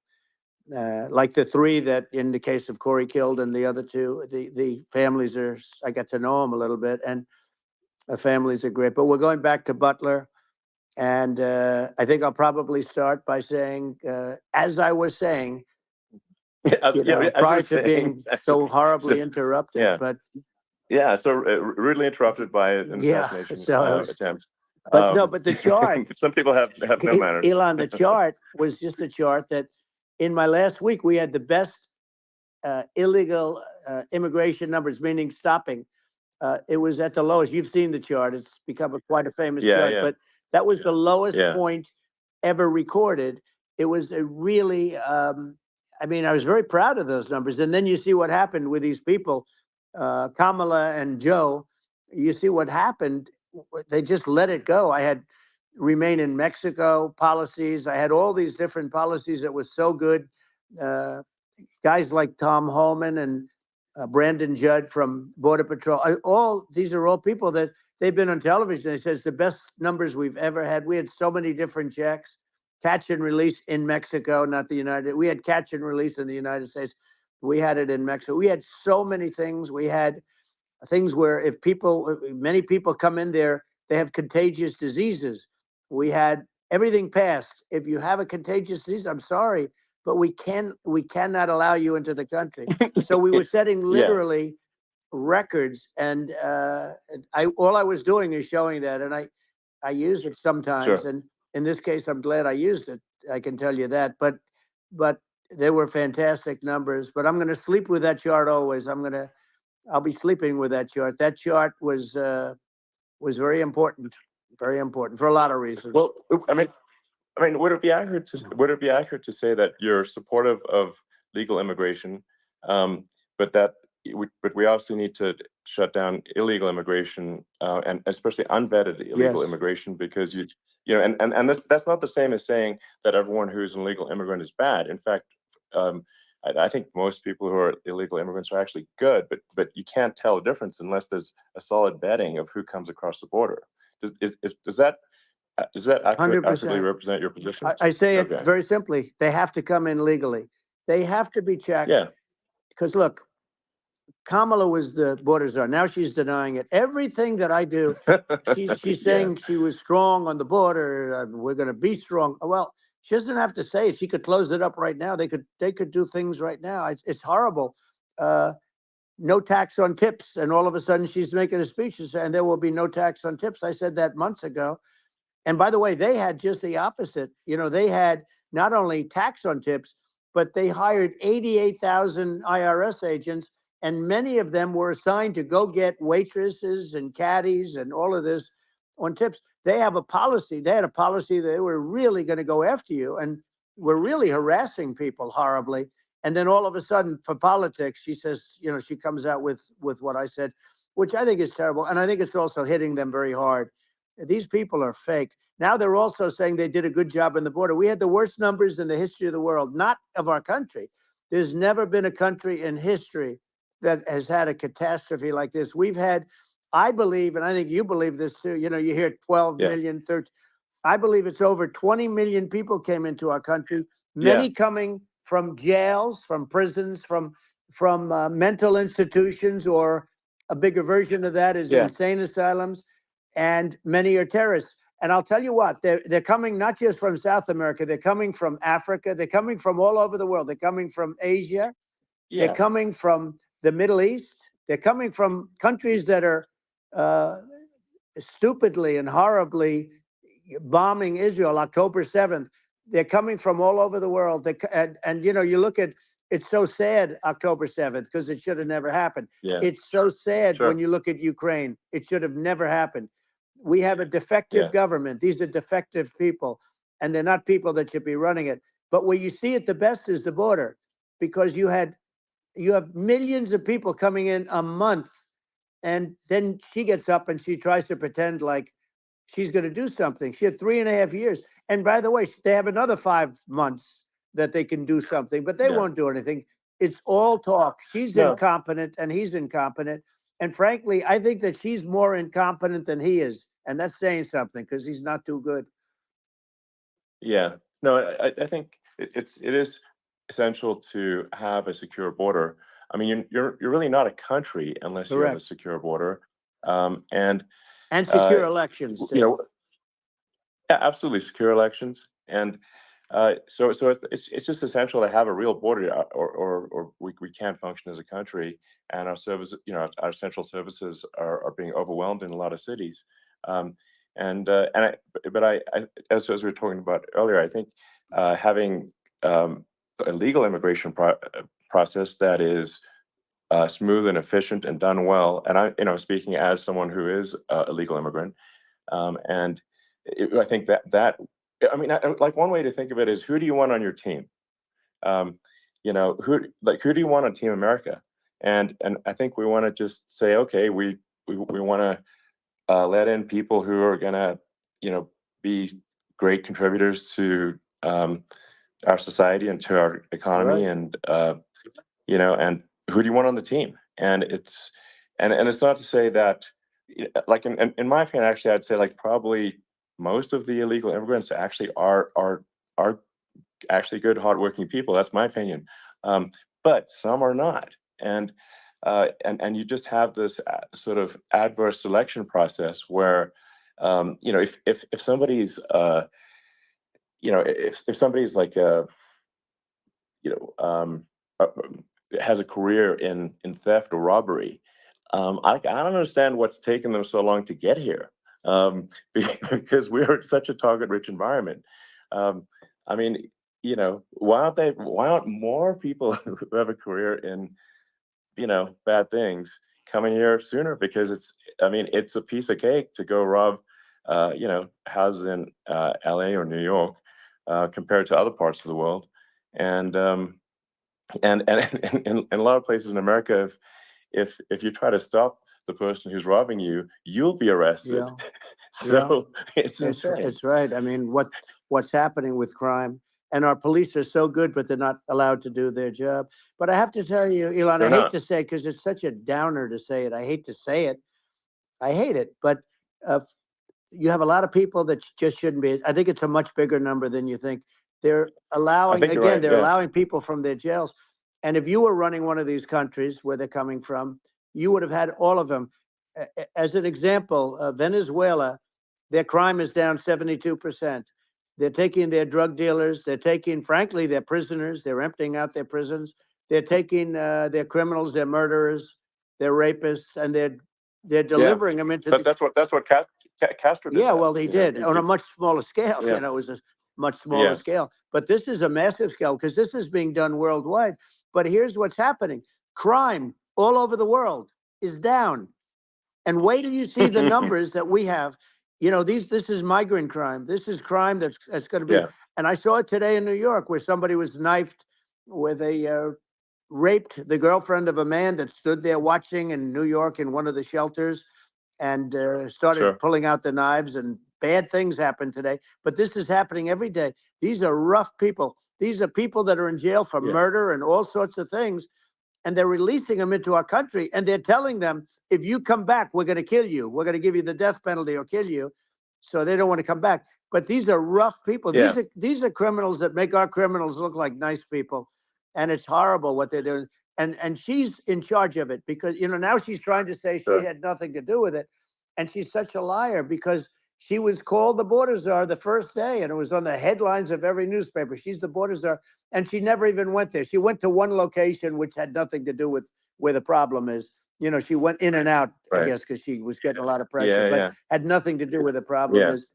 But she was the Well, border czar, and people yeah. Yeah. can't allow them to get away with their disinformation campaign. Now she's trying to say that she wasn't really involved, and the whole thing is horrible. She was totally in charge.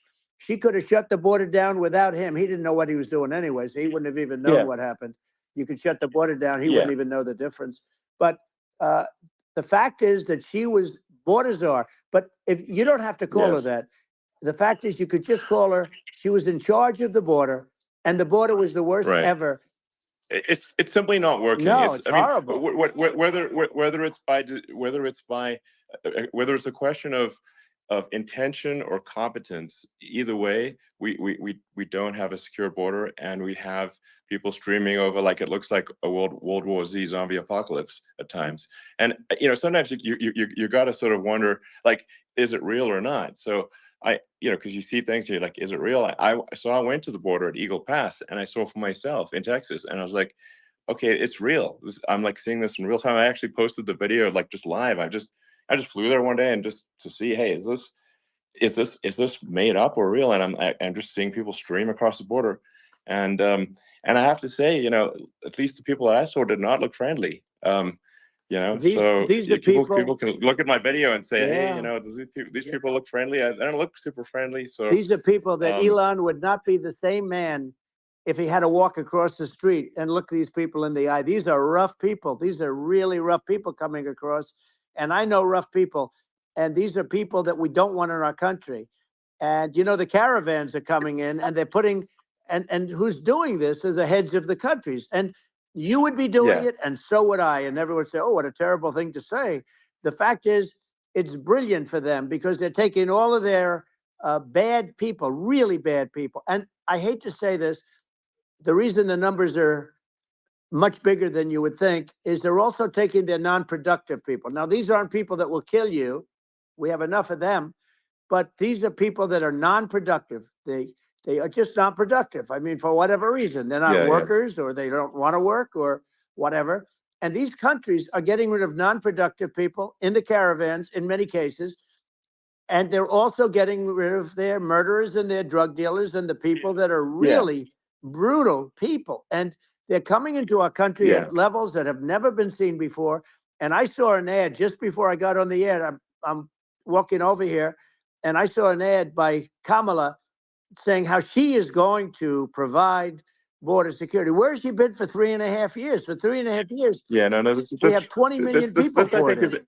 It's a terrible yeah, I thing. think this, frankly, I think this is a fundamental existential issue for the United States. And if we have another 4 more years of open borders, and it's going to be even worse with another 4 more years, it's going to be even worse than it's been for the past 3.5 years. I'm not sure we've got a country You don't left have a country at that left. point.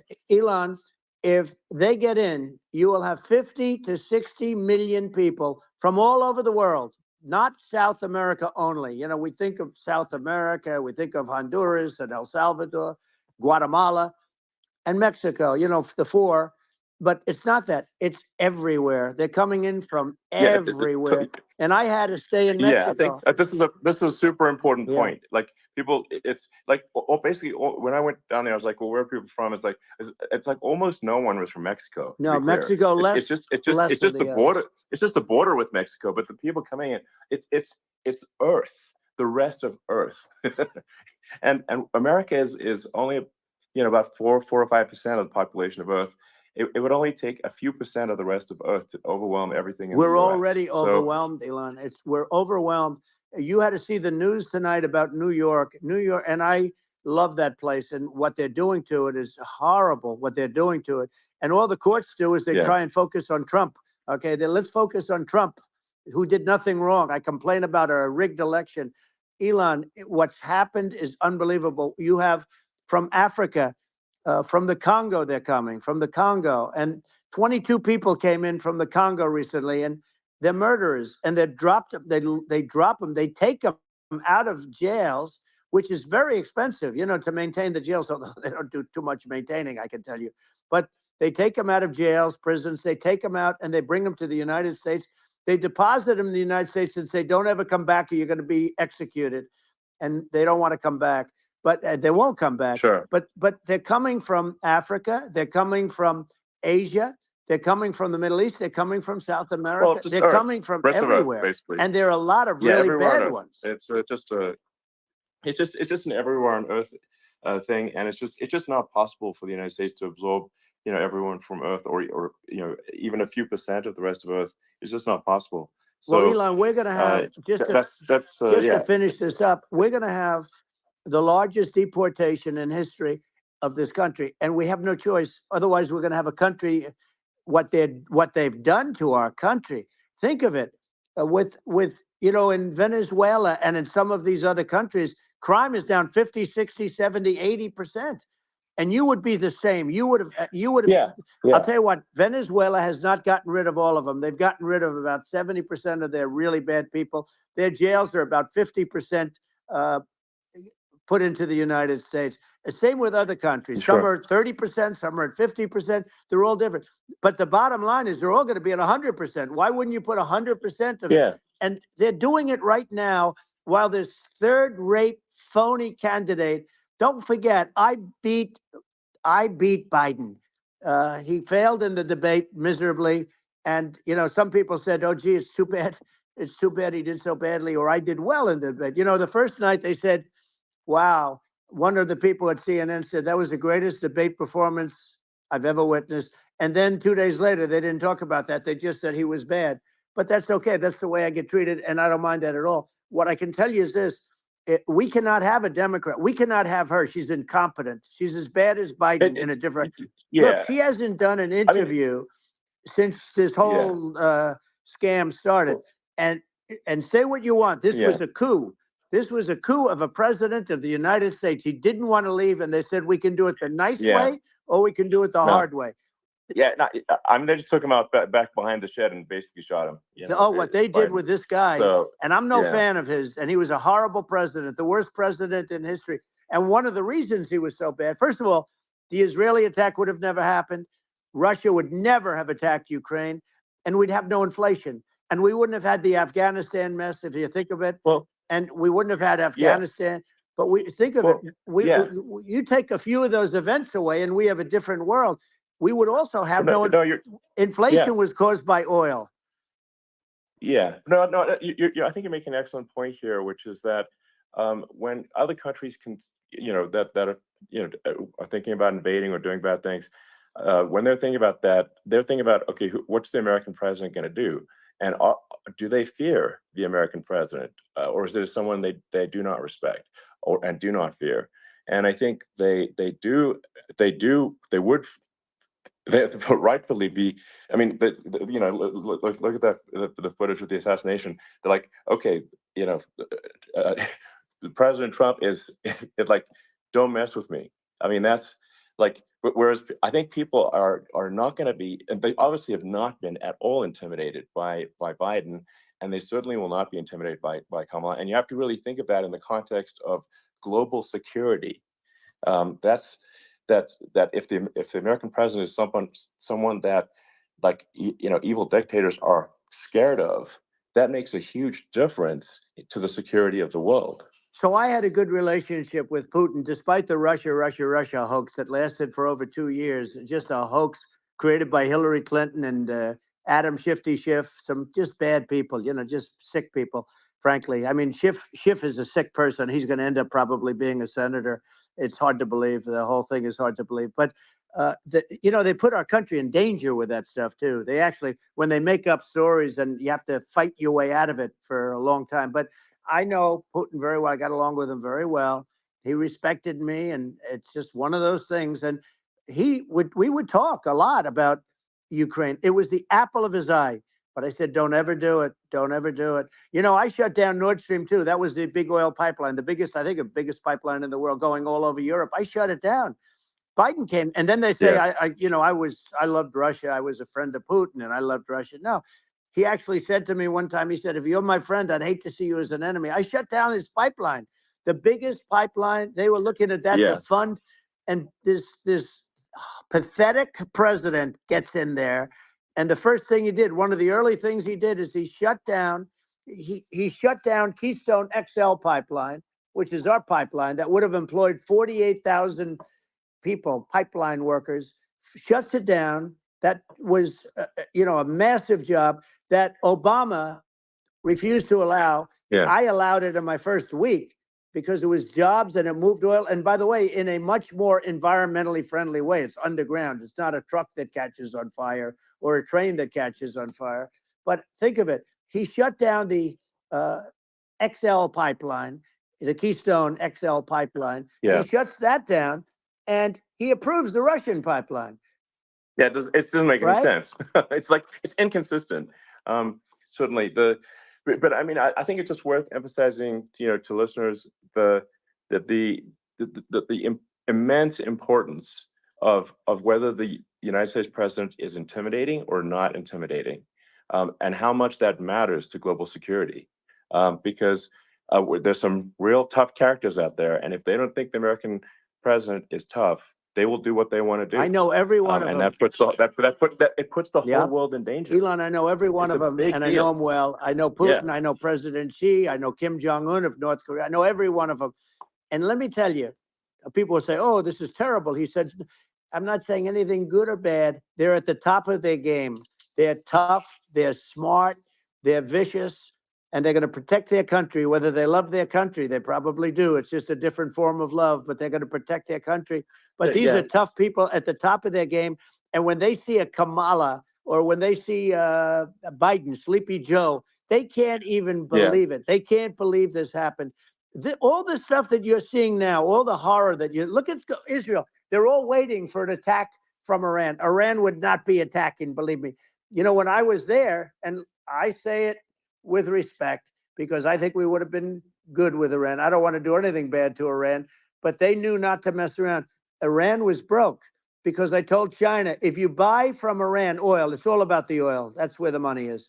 But if you buy oil from Iran, you're not going to do any business with the United States. And I meant it. And they said, we'll pass. They didn't buy oil. Other countries, likewise. Sure. You want to buy, you're not doing business with the United States. And they were at a point where they had no money for Hamas. They had no money for Hezbollah. They had no money for any of these instruments of terror. And it was amazing. In fact, there were articles when I was leaving, which is hard to believe, actually, especially when you look at what's happened to our country. Our country is so bad right now. It's such a different place. We were respected. Think of it. 4 years ago, we were so respected to a point where when I said don't buy oil, they didn't buy oil, but they had no money, and Israel would have never been attacked. It is zero chance. And again, I said to Vladimir Putin, I said, don't do it. You can't do it, Vladimir. You do it, it's going to be a bad day. You cannot do it. And I told him things that what I do, and he said, no way. And I said, way. And it's the last time we ever had the conversation. He would never have done. I got along well with him. I hope to get along well with him again. Getting along well with them is a good thing, not a bad thing. I got along well with Kim Jong-un. When I met with President Obama just before entering, it's a sort of a ritual. And I sat down with him and we talked. It was supposed to be for a very short period of time. It turned out to be a long period of time. I said, what's the biggest problem? He said, North Korea. I had that problem worked out very quickly. It was nasty at the beginning with Rocket Man and, all the different things. But all of a sudden I got a call. Those were some epic tweets, by the way. Yeah, they were epic everything. He said that he has a red button on his desk. I said, I have a red button on my desk too, but my red button is much bigger and my red button works. And then I called him Little Rocket Man of Little Rocket Man. Anyway, here's the bottom line. All of a sudden I got a call from him. And they said they want to meet. They want to meet me. And we met, as you remember, we met in Singapore. We met also in Vietnam. And I got along with them great. We were in no danger. But President Obama thought we were going to end up in a war, a nuclear war with him. And let me tell you, he's got a lot of nuclear stuff, too. Exactly. He's got plenty of nuclear. He can do plenty of damage. Yes. I mean, it's because, people like Kim Jong-un, they respond to strength, not weakness. Well, he and I had a good relationship. Remember I met him and we walked onto his land. Nobody ever walked onto his land before. I walked onto. I wouldn't say let's bring up Secret Service again. I wouldn't say they were thrilled when I did that. I walked onto his land, and it was an amazing period. But we were not in danger with him because of me. I always say that we have enemies on the outside and we have enemies on the inside. We have some really bad people in our government and people that are controlling of the people. I mean, I'd mention names, but I really don't want to give them the credit. but we have some really bad, and I say they're more dangerous than Russia and China. If you have a smart president, a president that gets it, we are not in danger from those countries because they need us and they need our help. I mean, we forced Obama, if you think about it, Obama and Biden and Bush to a certain extent, in all fairness, forced Russia and China together. And if you're a history student, the first thing you learn is you cannot let Russia and China align. But then they also got, if you take a look, Iran, and they have North Korea. That's, they call it the axis of evil. In the old days, you had the axis of evil. Here we have a modern day axis of evil. These are powerful countries, very heavy nuclear, which is the biggest threat. The biggest threat is not global warming, where the ocean's going to rise 1/8 of an inch over the next 400 years. And you'll have more oceanfront property, right? The biggest threat is not that. The biggest threat is nuclear warming, because we have 5 countries now that have significant nuclear power, and we have to not allow anything to happen with stupid people like Biden. Biden did something with Russia. There was no chance of him ever going in. And when I left, and then after I left, they started forming big armies on the border with Ukraine, right? And I looked at that, and I thought he was doing that because Putin's a good negotiator. I thought he was doing that to negotiate. But then Biden started saying such stupid things. For instance, he said that it can be a NATO country. Now, Russia, for as long as there's been NATO, has said we're never going to agree to that. And we go right up front and say that. And we did things and said things through this president with a low IQ, very low IQ. He had a low IQ 30 years ago, by the way, but now he might not even have a IQ at all. There's nothing on the board that goes this low. He said things that were so stupid that war had zero chance of happening if I were there. Zero chance. He was saying everything the opposite. Everything the opposite. And it's so sad because many more people have been killed in Ukraine than you read about. You don't read about how bloody it is and how disaster. Sure. Hey, look, just in the 2 armies, you lost 500,000 people. And Ukraine's having a hard time. Ukraine, I don't know if you saw the article recently, and it's true. You don't hear the true story. But if you think about it, Russia's gone, Russia defeated Germany with us, and they defeated Napoleon. They've been around a long time. They're a big fighting force. Yeah. So, and it's very unfair. And Ukraine now doesn't have enough men. They're now using young men and very old men to fight. And we're in a very bad position. And I'm not going to blame exclusively, but I can tell you I could have stopped that. And a smart president could have stopped that. It wouldn't have happened. But we had a man that actually made it more prevalent. It was so bad. The words that he was using, the stupid threats coming from a stupid face that he was using. I said, this guy's going to cause us a war. He's going to cause us. And let me tell you, it can lead to World War III. That can lead to World War III. The Middle East can lead to. We have numerous places that could end up in a World War III right now for no reason whatsoever. No, I think you're right. I think people underrate the risk of World War III, and it's just when you're looking at the risk of global thermonuclear warfare, it's game over for humanity, and it's something that people have, I think, after the end of the Cold War, people have become complacent about, but they actually have forgotten that there are currently a lot of nuclear missiles that have targeting parameters for the United States from 100%. Other countries. And one of the things we're going to do is we're going to build an Iron Dome over us. Israel has it. We're going to have the best Iron Dome in the world. We need it, and we're going to make it all in the United States. But we're going to have protection, because it just takes one maniac to start something. We're going to have protection, and we're going to have. Why shouldn't we have an Iron Dome? Israel has one. Some other places have one that nobody even knows about, frankly. But Israel has it. We're going to have an Iron Dome. But with all of that being said, to me that's so important, the most important. But with all of that being said, the election's coming up, and the people want to hear about the economy and the fact that they can't buy groceries because they don't have enough money to buy groceries. The inflation has killed them. Food prices are up 50, 60, even 100% in some cases. And this stupid administration allowed this to happen. And it's a shame. And that's the thing that people most care about, in my opinion. They care about the border a lot. And we discuss the border at great length. It's nice to have a forum like this where I can discuss something at length. And by the way, you think Biden could do this interview? Do you think that Kamala could do this interview? They would take a pass on you. No, they could not. So they don't need Elon.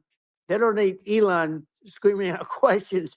It's pretty sad when you think that somebody that does this for a living can't answer a question or is afraid to do an interview. And in her case, with a very friendly interview, she's got all friendly interviewers.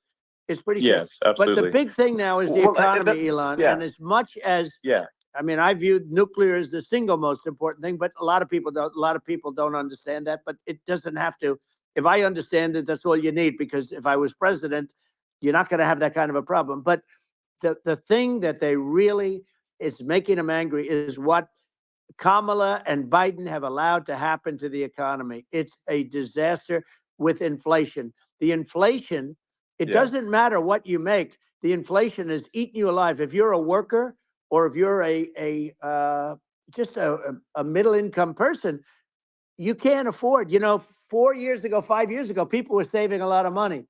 Today, they're using all their money and borrowing money just to live. It's a horrible thing that's happening. And we'll end that quickly. Well, I think a lot of a lot of people just don't understand where inflation comes from. Inflation comes from government overspending because the checks never bounce when it's written by the government. So if the government spends far more than it brings in, that increases the money supply. And if the money supply increases faster than the rate of goods and services, that's inflation. So really, we need to have we need to reduce our government spending. And we need to re-examine. I think we need like a government efficiency commission to say like, hey, where are we spending money that's sensible? Where is it not sensible? And we need to live within our means. We're currently adding, I think, $1 trillion to the deficit roughly every 100 days. That's right. And the interest payments on the national debt have now exceeded the defense budget. It's on the order of $1 trillion. It's interest, and it keeps growing. I rebuilt our military, largely rebuilt our military. Did a great job on it, which was so important. We had jets, we had fighters that were, and bombers that were 70 years old, and we did a great job in that. Then by the way, we gave 85 billion of it back to Afghanistan, if you can believe it. We gave them 85 billion. They're one of the largest sellers of military equipment in the world. They're selling what we gave them. That was one of the most embarrassing days in the history of our country. But if you think about, let's go back to the economy. We have to bring energy prices down. Energy started at the price of gasoline. Now your cars don't require too much gasoline, so you have a good, and you do make a great product. I have to say, I have to be honest with you. That doesn't mean everybody should have an electric car, but these are minor details. But your product is incredible. But the gasoline, Elon, is the cost of energy. Not only gasoline, it's the cost of heating your house and cooling your house. That has to come down. It's gone up 100%, 150, and 200%, and that has to come down. When that comes down, and we're going to drill, baby, drill. They stopped drilling, and then they went back to drilling because they went back to the Trump policy. But if they won the day after they get into office, this country will go out of business because they're going to go to an energy policy that's not sustainable. Wind and different things. You're not going to have anything. And I know you're a big fan of the AI. And I have to say that AI, and this is shocking to me, but AI requires twice the energy that the country already produces for everything. So we're going to have to build a lot of energy if our country will be competitive with China, because that's our primary competitor for this on the AI. You're going to need a lot of electricity. You're going to need tremendous electricity, like almost double what we produce now for the whole country, if you can believe it. Sure. Well, just going, back to this, like this basic thing, that people try to make it sound complicated, but it's not. But inflation is caused by government overspending. Would you agree that we need to take a look at government spending and have perhaps a government efficiency commission that tries to make the spending sensible, and so the country lives within its means, just like a The person does. waste is incredible, and nobody It negotiates is. prices. You used to have a lot of people making jets, and you end up with two companies, and they'll probably try and merge at some point. I mean, I went through it like Air Force, just a thing like Air Force One. One of the first documents they asked me to sign, a general walks in, "Sir, would you please sign this document?" And what is it? Air Force One. That's with Boeing, which is basically two planes, two 747s. And the price was Yeah. $5.7 billion for two planes. Now Wow. they're highly sophisticated. That's insane. They're even nicer than your plane, okay? But much more sophisticated. They're very, I won't say what's on it, but they got a lot of stuff on it. Anyway, but it's 5.7. That's a crazy It's number. a crazy number, but I said, I'm not going to pay 5.7. I'm not going to do it. I said, who made the deal? Obama and his people. I said, well, then I know the deal's no good. I'm not going to do it. And over a course of about 4 weeks, by my saying I'm not going to do it, I got the price reduced by $1.6 billion for the exact same plane, other than we had a nicer paint job, if you want to know the truth. But for the exact same plane, I saved one. And I said to Boeing, man, you guys must make a lot of money if you can reduce the price by that. But now what I do hear is that they're going back to the Biden administration and wanting big cost overruns, because they see these dopey suckers in there, and they'll end up getting some of the money back. But I shaved it by $1.6 billion for the exact same plane. And you can now take that and multiply that out times thousands of other items. Multiply it by a the zillion, numbers are and astronomical. I agree with you. Well, I mean, I think it would be great to just have a government efficiency commission that takes a look at these things and just ensures that the taxpayer money, the taxpayers' hard-earned money, is spent in a good way. And I'd be happy to help out on such a commission. I'd love if it were formed. Well, you're the greatest cutter. I mean, I look at what you do. You walk in and you just say, you want to quit? They go on strike. I won't mention the name of the company, but they go on strike, and you say, that's okay. You're all gone. You're all gone. So every one of you is gone, and you are the greatest. You would be very good. Oh, you would love it. But, if you look at Argentina. Well, I'd be happy to help by the way, out. congratulations. Yeah. I just looked at the number of people that are listening to you and I chat. We'll call it a chat. But congratulations. This is very good. I mean, it's great. And you're an interesting character. The new head of a place called Argentina, and he's a big, Malay's awesome. he's great. And he's a big MAGA fan, that he ran on MAGA. And he took it to an extreme too. He ran on MAGA, and I hear he's doing really a terrific job. It's called Make Argentina Great Again. It worked out perfectly. He came in, he bought a lot of hats, he brought everything, but he's doing a big job. He really cut. And I'm hearing they're starting to do pretty well. Inflation's getting down. They had like 2,000%. Exactly. They had inflation like not normal inflation. They had the real deal. But we're going to have that pretty soon. I think we have the worst inflation we've had in 100 years. They say it's 48 years. I don't believe it. I think we have the worst. They don't include a lot of the items that should be included. Yeah. Well, it's just from government overspending and not spending taxpayer money effectively, and having just like so many departments you can't even name them all. And what Milei is doing is he's cutting government spending. He's simplifying things. He's having putting in regulations that make sense. And Argentina overnight is experiencing a giant improvement in prosperity. But it's also a lesson for the United States, which is that Argentina used to be one of the most prosperous countries in the world.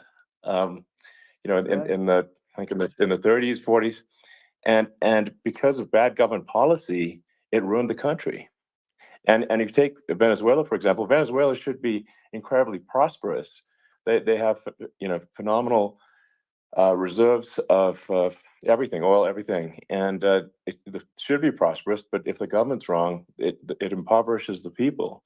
And so I think we should not be complacent in the United States in thinking that and taking our prosperity for granted, because if with bad government policy, we can run the country into the ground. And that's just something people should bear in mind. Don't take prosperity for granted. Well, think of education. So we're ranked at the bottom of every list of the top 40. We're ranked number 40, number 38. Norway, Switzerland, Sweden, different countries are ranked good. Actually, China's pretty close to the top. They're a top 6 or 7, but we're ranked at the bottom, almost at the bottom, 38, 39, 40. In other words, horrible.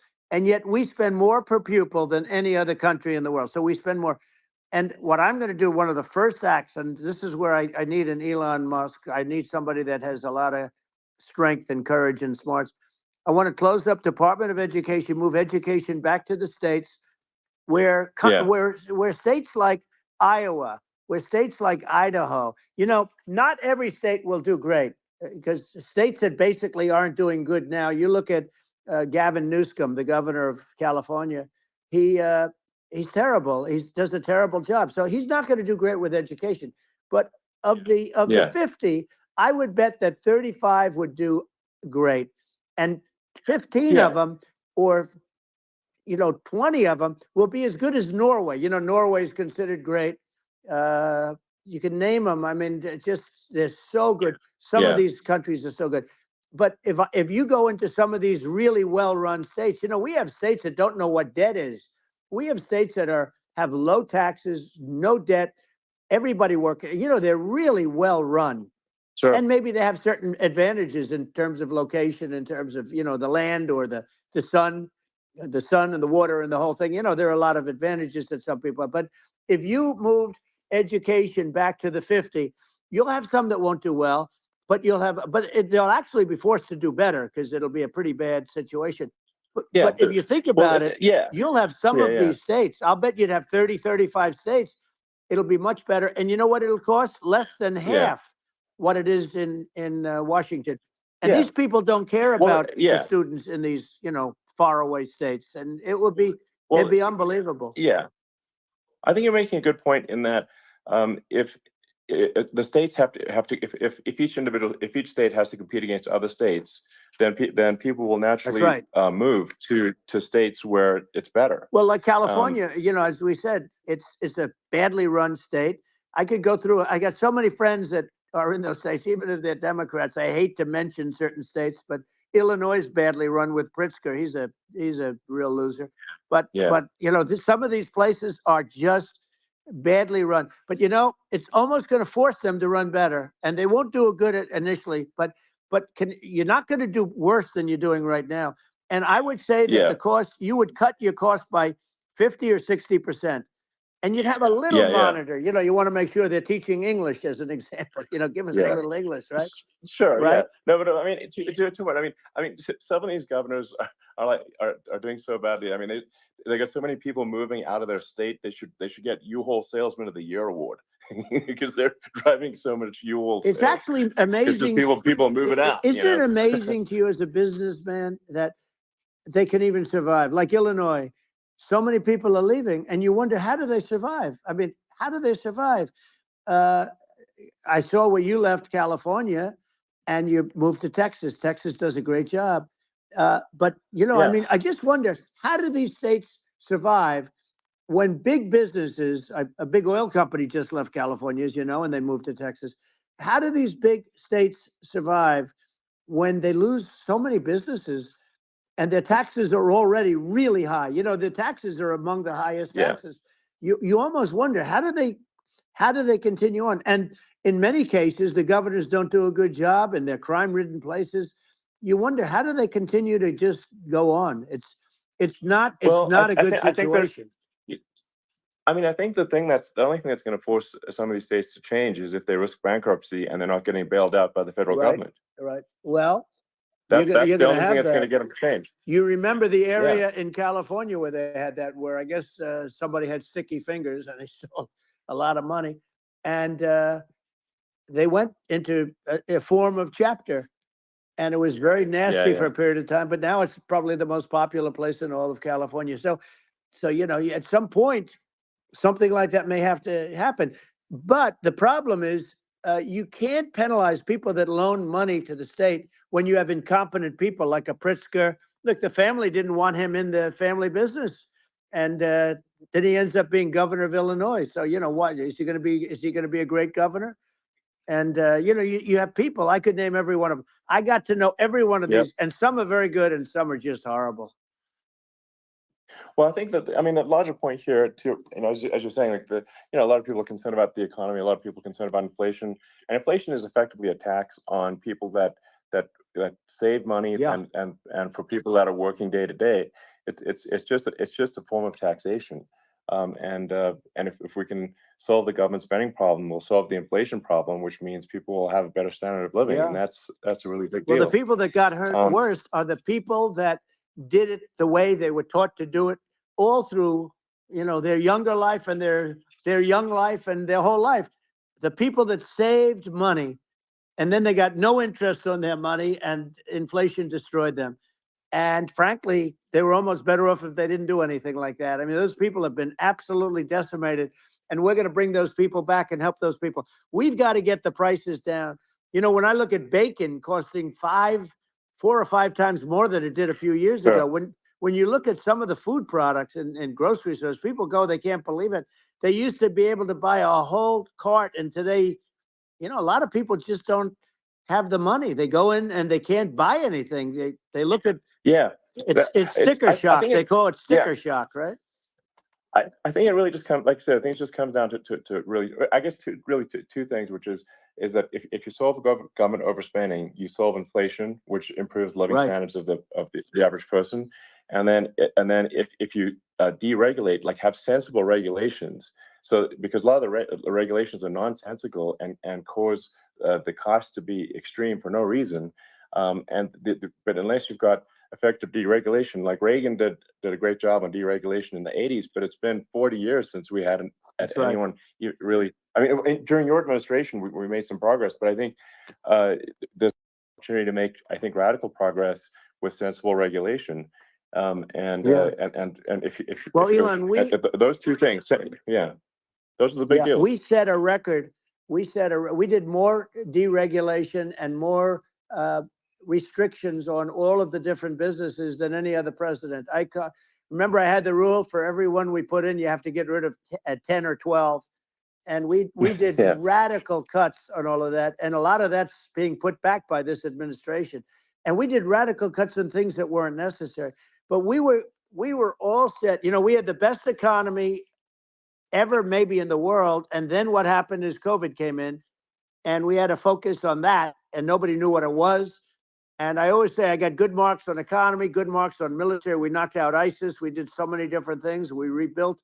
But, I never got the credit that we really deserved on what we did with COVID. We never got the credit. But had that not happened, a gift from China, from Wuhan, came in from Wuhan, the Wuhan labs, and I always said it, and it turned out to be right.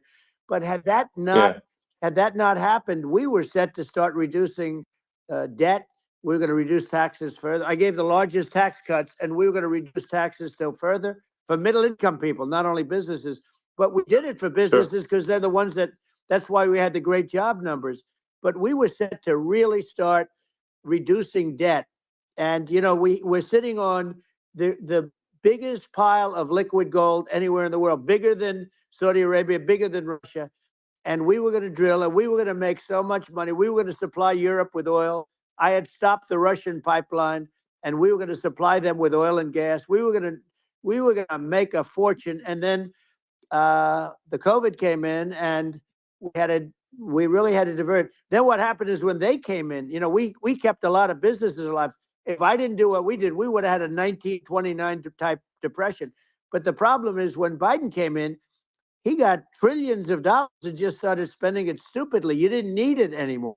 We got over that bad period where everybody was dying and feeling, it was just not a good period. Interestingly, during his administration, many more people died during his administration of COVID than during my administration. And we really got the brunt of it. But people don't realize more people died during his administration than ours. But it diverted us from doing what I wanted to do. But we had the greatest for, almost 3 years. We had the Yeah. great, and you know that probably better than anybody. So many of your friends said to me, the best years we've ever had in business were during the Trump years, and also said that African American, Hispanic American were so incredible.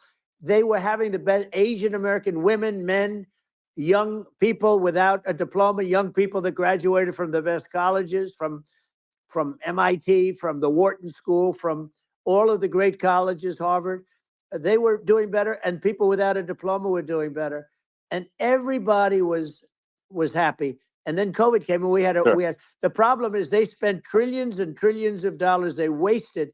They shouldn't have taken any money, and we wouldn't be having inflation right now, which is killing our country. Yeah. Yeah, and absolutely. And I mean, I should probably say something about, like, maybe my views on, climate change Yeah. and oil and gas, because I mean, I think it's probably different from what most people would assume. Because my views are actually pretty, I think, moderate in this regard, which is that I don't think we should vilify the oil and gas industry and the people that have worked very hard in those industries to provide the necessary energy to support the economy. And if we were to stop using oil and gas right now, we would all be starving, and the economy would collapse.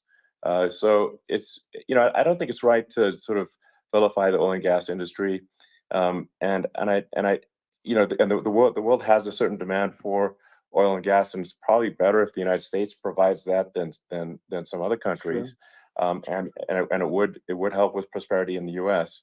And at the same time, obviously, my view is like, we do over time want to move to a sustainable energy economy, because eventually you do run out of. I mean, you run out of oil and gas. It's not there. It's not infinite. And there is some risk. I think the risk is not as high as a lot of people say it is with respect to global warming. But I think if you just keep increasing the parts per million in the atmosphere long enough, eventually it actually simply gets uncomfortable to breathe. People don't realize this. If you go past 1,000 parts per million of CO2, you start getting headaches and nausea. And so we're now in the sort of 400 range. We're adding, I think, about roughly 2 parts per million per year. So I mean, it still gives us. So what it means is, like, we still have quite a bit of time, but so there's not, like, we don't need to rush, and we don't need to, like, stop farmers from farming, or prevent people from having steaks, or Right. basic stuff like that. Like you can leave the farmers alone. I agree. in How my crazy opinion. is that? Where I mean, you have farmers that are not allowed to farm anymore and have to get rid of their cattle, and the whole world is yeah, a that's little silly. crazy. But it's largely taken its lead from us. I just say, though, I've heard in terms of the fossil fuel, because even to create your electric car and create the electricity needed for the electric car, fossil fuel is what really creates that at the generating plants. And, so you sort of can't get away from it at this moment. I mean, someday you might be able to, but I do hear we have anywhere from 100 to 500 years left. Much of it hasn't even been found yet. Yeah. But there are tremendous, like Anwar. I got Anwar in Alaska approved. Ronald Reagan couldn't do it. Nobody could do it. Everybody tried. Nobody could do it. I got it approved. The first thing that Biden did was unimprove it, to get rid of it. He ended it. His secretary went in and she ended it. And what a disgrace. That's Anwar. That's bigger, or they think it could be bigger than Saudi Arabia in Alaska. Could be bigger than Saudi Arabia. But they went in and they terminated it. And I'll get it going very quickly, because not only is it big for Alaska, I mean, you talk about economic development, that for the United States, I mean, that is, they say, bigger than Saudi Arabia or the same size, and pure, really good stuff.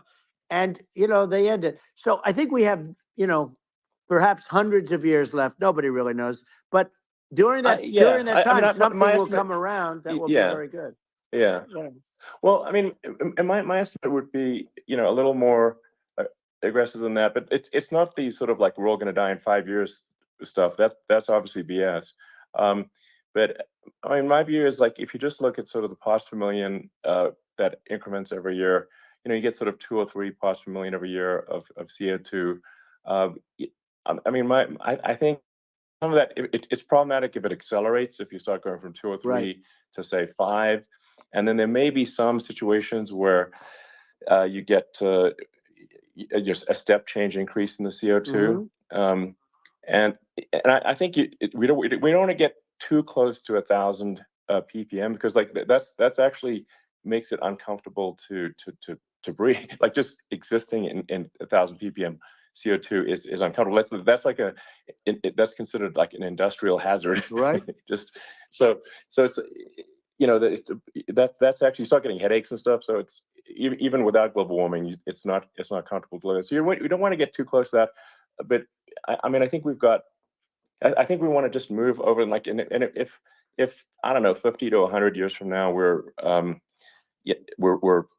I don't know, mostly sustainable. I think that'll probably be okay.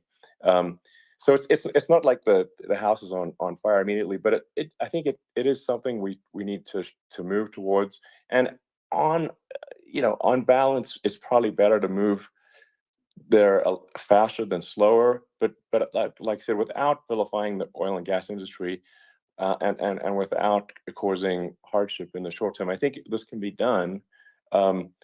Without people can still have a stake, and they can still drive gasoline cars, and it's okay. It's like, it's not.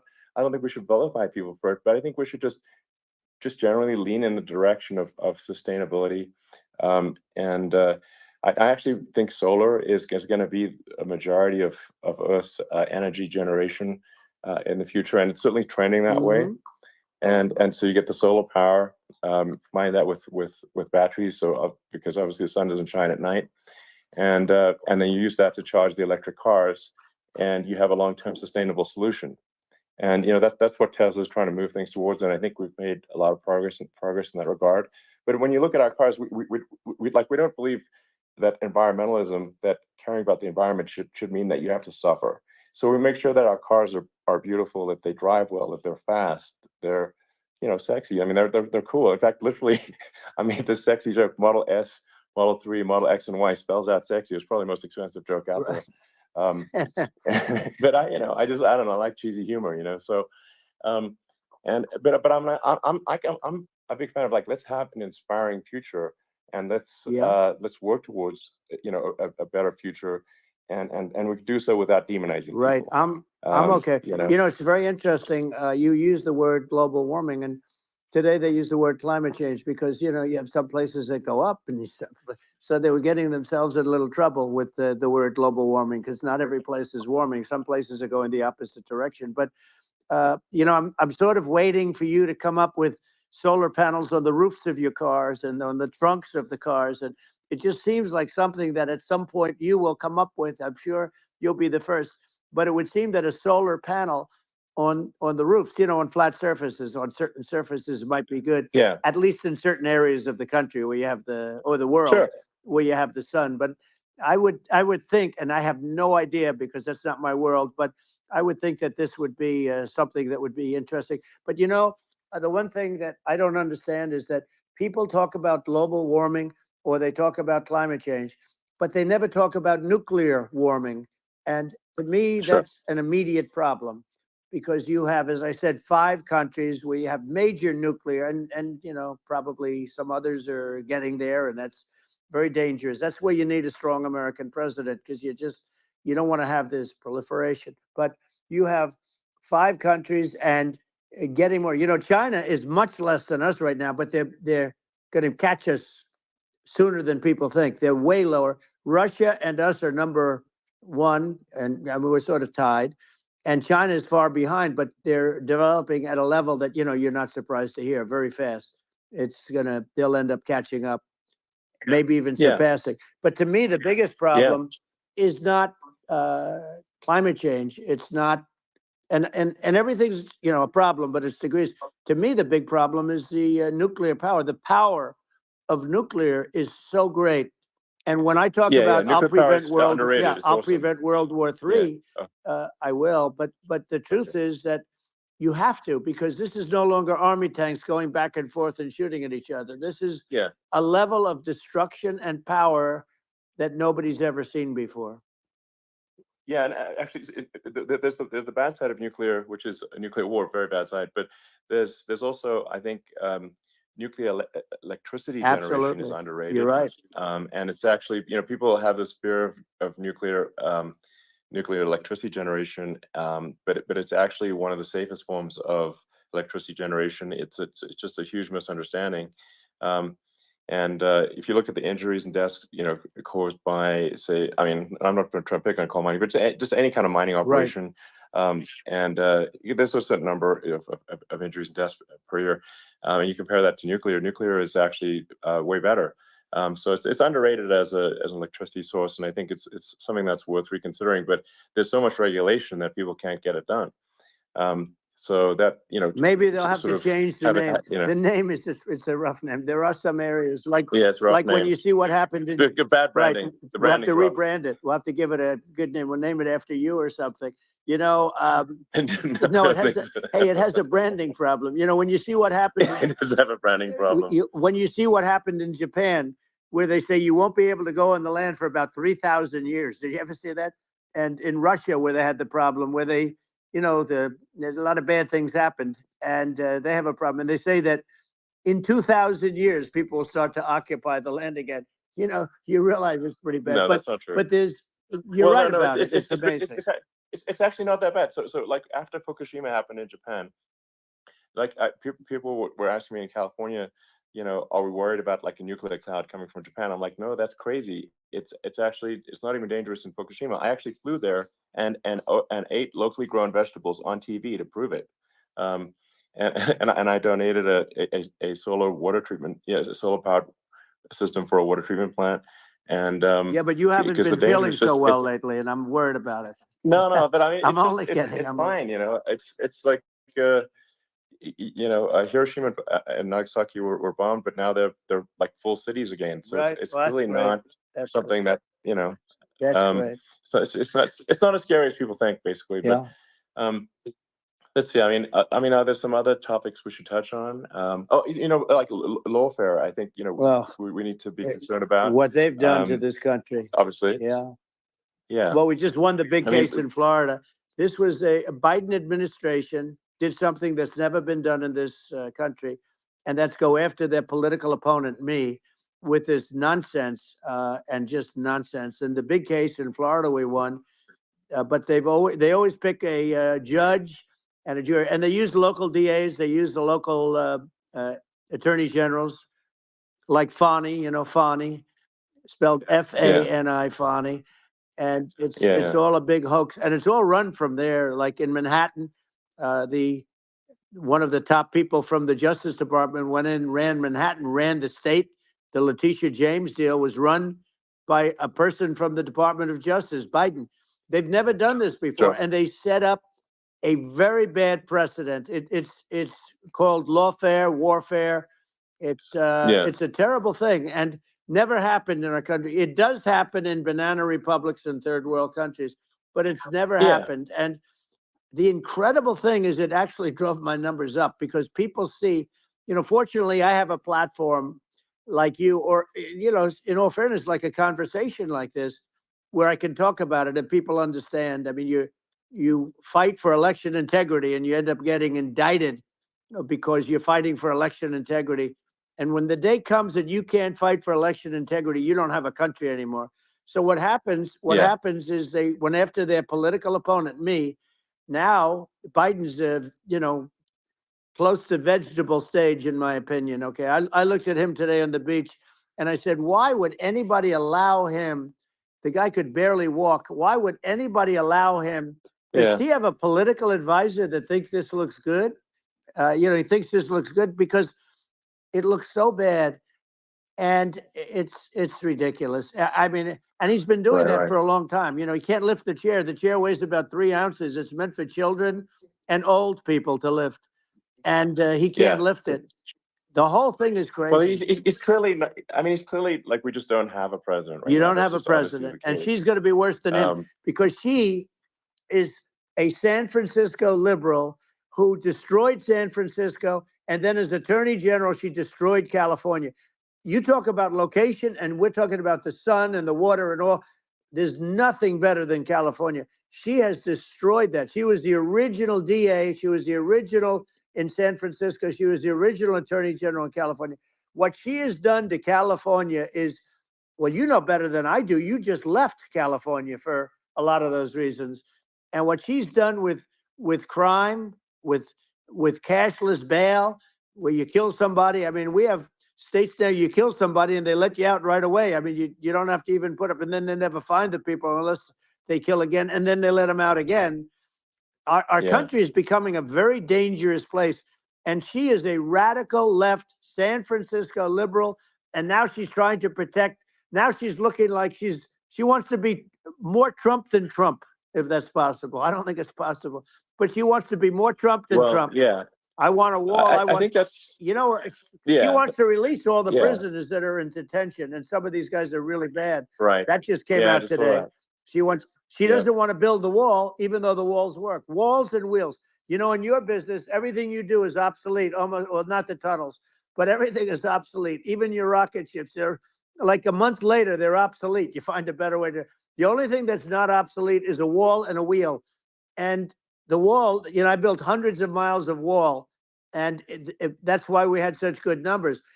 I was going to add 200 miles. We bought it. We could have flipped it up in 3 weeks, and they sold it for 5 cents on the dollar. That meant, I said, wow, that means that they actually do want to have open borders. She wants to have open borders, and now she's going like she's tough on the border.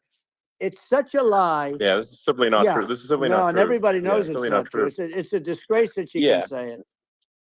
No, I mean, obviously, what's happening sort of overnight is they're rewriting history and making Kamala sound like a moderate when in fact she is far left, like far left. Worse than Bernie Sanders. She is considered more liberal by far than Bernie Sanders. She's a radical left lunatic, and if she's going to be our president,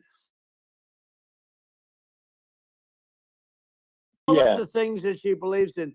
She believes in defunding the police. She believes in no fracking, zero. You don't. Now all of a sudden she's saying, no, I really want to see fracking. If they got in, the day she got in, she'll end fracking.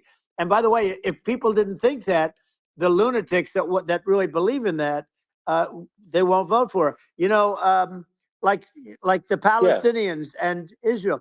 She is so anti-Israel, and she's bad for both. Biden actually did something that was impossible. Both sides hate him. You know, both sides. That was a hard thing to do. Unification. Yeah, no. I mean, Netanyahu came to give a talk to a joint Senate and House sitting, and I was there, and Kamala stood him up. You know, what does that say? I think it's highly disrespectful. And I say, if you're a Jewish person, or if you believe in Israel, if you're a person that, you know, is a very pro-Israel, if you vote for her, it's worse than Biden. And Biden was bad. But if you vote for her, you ought to have your head examined. And you see tonight, I mean, as we're doing this, I'm seeing reports coming that they expect an attack tonight or tomorrow from hundreds and maybe thousands of rockets. You know, their Iron Dome, as they call it, as we all call it, but their shield that they build, that can be swamped. We'll use the term that's appropriate, swamped. But they swamp it by shooting enough missiles. You know this better than anybody. By shooting enough missiles, they can't defend themselves. You know, they just obliterate the whole place. And that's what some people think they're looking to do. And we have no leadership. There's no respect for the United States of America with these people. And I'm telling you, she'll be worse than him, because she's a believer in being radical left, and he wasn't. I think you're right. I mean, you really, it's important for the public that may be listening to this to look at Kamala's track record, you know, before the last month, and say, is that a track record you agree with? And I think if you're an independent moderate, you definitely would not agree with it, because it is her behavior has been far left. And we're seeing just an overnight propaganda attempt to rewrite history and make it sound like Kamala's moderate when she, in fact, is not moderate. Well, her running mate approved, signed into legislation, tampons in boys' bathrooms. Okay, now that's all I have to hear. Tampons in boys' bathrooms. and that means she believes in that too. I mean, that's she not picked okay. this guy because he was the closest to her. A lot of people thought she'd pick sort of the opposite, but she picked an anti-Israel radical left person. But she is far worse, they say, than Bernie Sanders. If we have her as a president, if we have a Democrat at this moment as the president, I don't think our country can survive. I think it's a massive. I think we're in massive trouble, frankly, with the Kamala administration, and that's my honest opinion. And I think really it's essential that you win for the good of the country for this election. And I mean I'm just stating my opinion. Now you may have seen this, but I got a letter from the EU Commission, like saying, to not have disinformation on during this discussion that we're having, and there's a lot of attempts to do censorship and to force censorship even on Americans from other countries. And what do you think about that? Well, I know the European Union very well. They take great advantage of the United States in trade, as you know. We, through a different forum, NATO, we protect them. And yet, if you build a car in the United States, you can't sell it in Europe. You just can't sell it. It's impossible. The same thing with our farmers. Our farmers find it very difficult to do business. We have a deficit with them of $250 billion, which people don't know. It sounds so nice, the European Union, but let me tell you, they're not as tough as China, but they're bad. And I let them know it. And that's probably why they notified you. No, they don't treat our country well.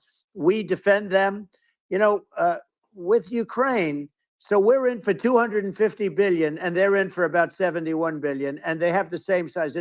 If you add up the European nations that in terms of an economy, it's about the same size. When you say as us, and they're in, and they're in much greater risk.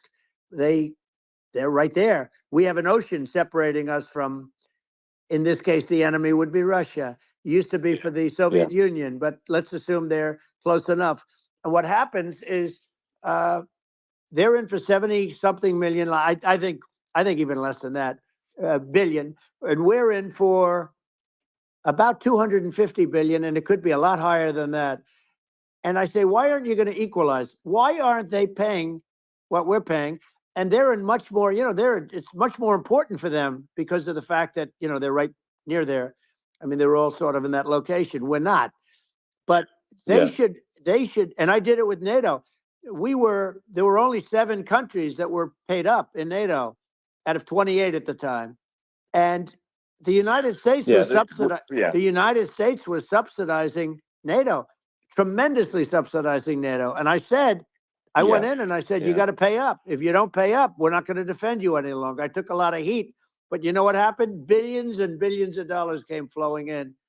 And I think a lot of the public isn't aware of the fact that the United States pays a disproportionate share of the NATO expenses. And then we get taken advantage of on trade.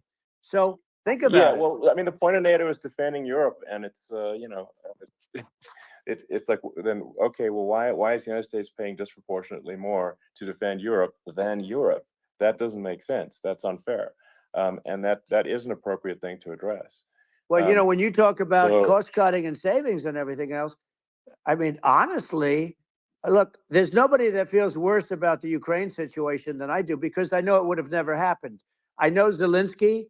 He was very honorable to me, because when they went with the Russia hoax and they said I had a phone call with him, he said it was a perfect phone call. It was a great phone call. He could have grandstanded and, said, oh, he was very threatening. He said, no, it was a very nice phone call. I called him up to congratulate him on his win, and you end up getting impeached because these people are lunatics. I was talking about the difference from the people within and the enemies on the outside. In many cases, the people from within are more dangerous for our country than the Russias and the Chinas. If you have a smart president, you're not going to have a problem with them. You're going to do things. Yeah. Now, they've taken advantage of absolutely. us incredibly, but you're going to do things with the right person.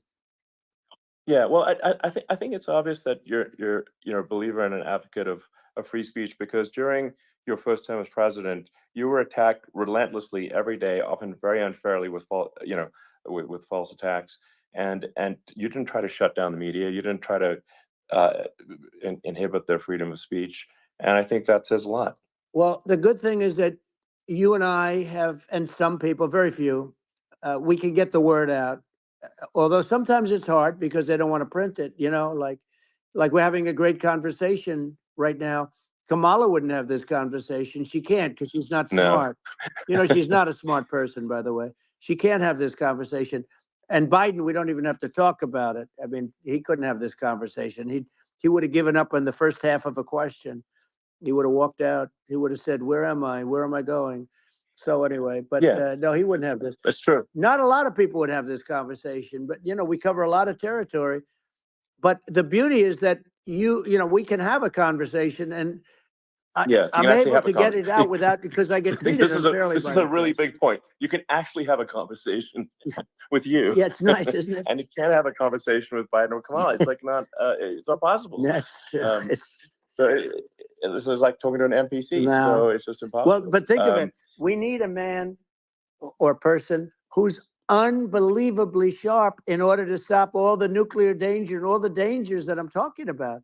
And I got along with all these. I got along with Kim Jong-un. We had dinner, we had everything, and he really liked me, and I got along with him really well. By the way, he's the absolute boss over there. A lot of people said, "Oh, do you think he really?" That's for Let sure. me tell you, I saw things that you don't want to know about. He is the boss. But we had a good relationship, and he doesn't like Biden. He considers him a stupid man. He said he's a stupid man. Well, at least he speaks his mind. But in this country, you're not sort of allowed to say it, but I guess you are. You should be allowed to say it if it's true. But we need smart people, and we need people that have an ability to lead. And she doesn't have that ability. Can you imagine? Now, Chairman Xi very well. Can you imagine her and him negotiating, or No, it's even silly. It would be standing silly. together? It is, the whole concept is ridiculous. She is terrible. She's terrible. But she's getting a free ride. I saw a picture of her on Time Magazine today. She looks like the most beautiful actress ever to live. It was a drawing, and actually, she looked very much like our great first lady, Melania. She didn't look. She didn't look like Camilla. That's right. But of course, she's a beautiful woman. So we'll leave it at that, right? Yeah. Well, maybe like I think part of what people in America want to, people in America want to feel excited and inspired about the future. They want to feel like the future is going to be better than the past, and that America is going to do things that are greater than we've done in the past, reach new heights that make you proud to be an American, and excited about the future. They want the American dream this, back.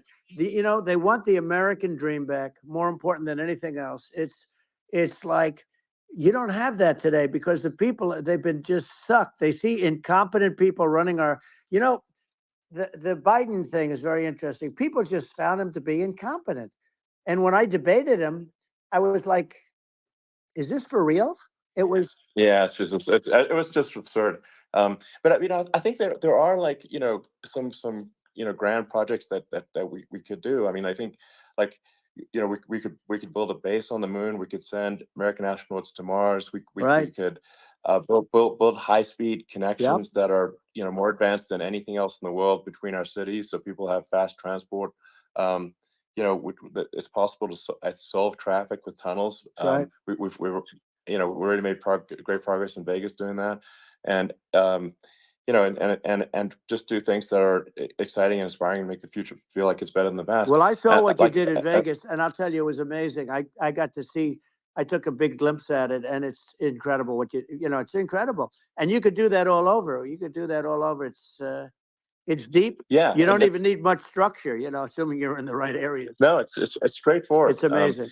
So like I think we could do some things that like China's got incredible high speed rail between its cities, but I think it's actually possible with tunnels if with deregulation, with an ability to actually where it's like legal to actually do the tunnels. Then you could have high speed tunnels that are actually better than anything else in the world for high speed transport between cities, and that would be something that Americans can say, wow, okay, we've got something that's cooler than anyone else in the Yeah. world. That's the kind of thing that makes you proud to be an And American. much safer than surface trains where there is a danger there, with people, with crazy people. It's much safer, much better. And, it's sad because I've seen some of the greatest trains. I find it fascinating. And I've seen the systems and how they work, and the bullet trains, they call them, I guess. And they go unbelievably fast, unbelievably comfortable, with no problems. And we don't have anything like that in this country, not even close. And it doesn't make sense that we don't.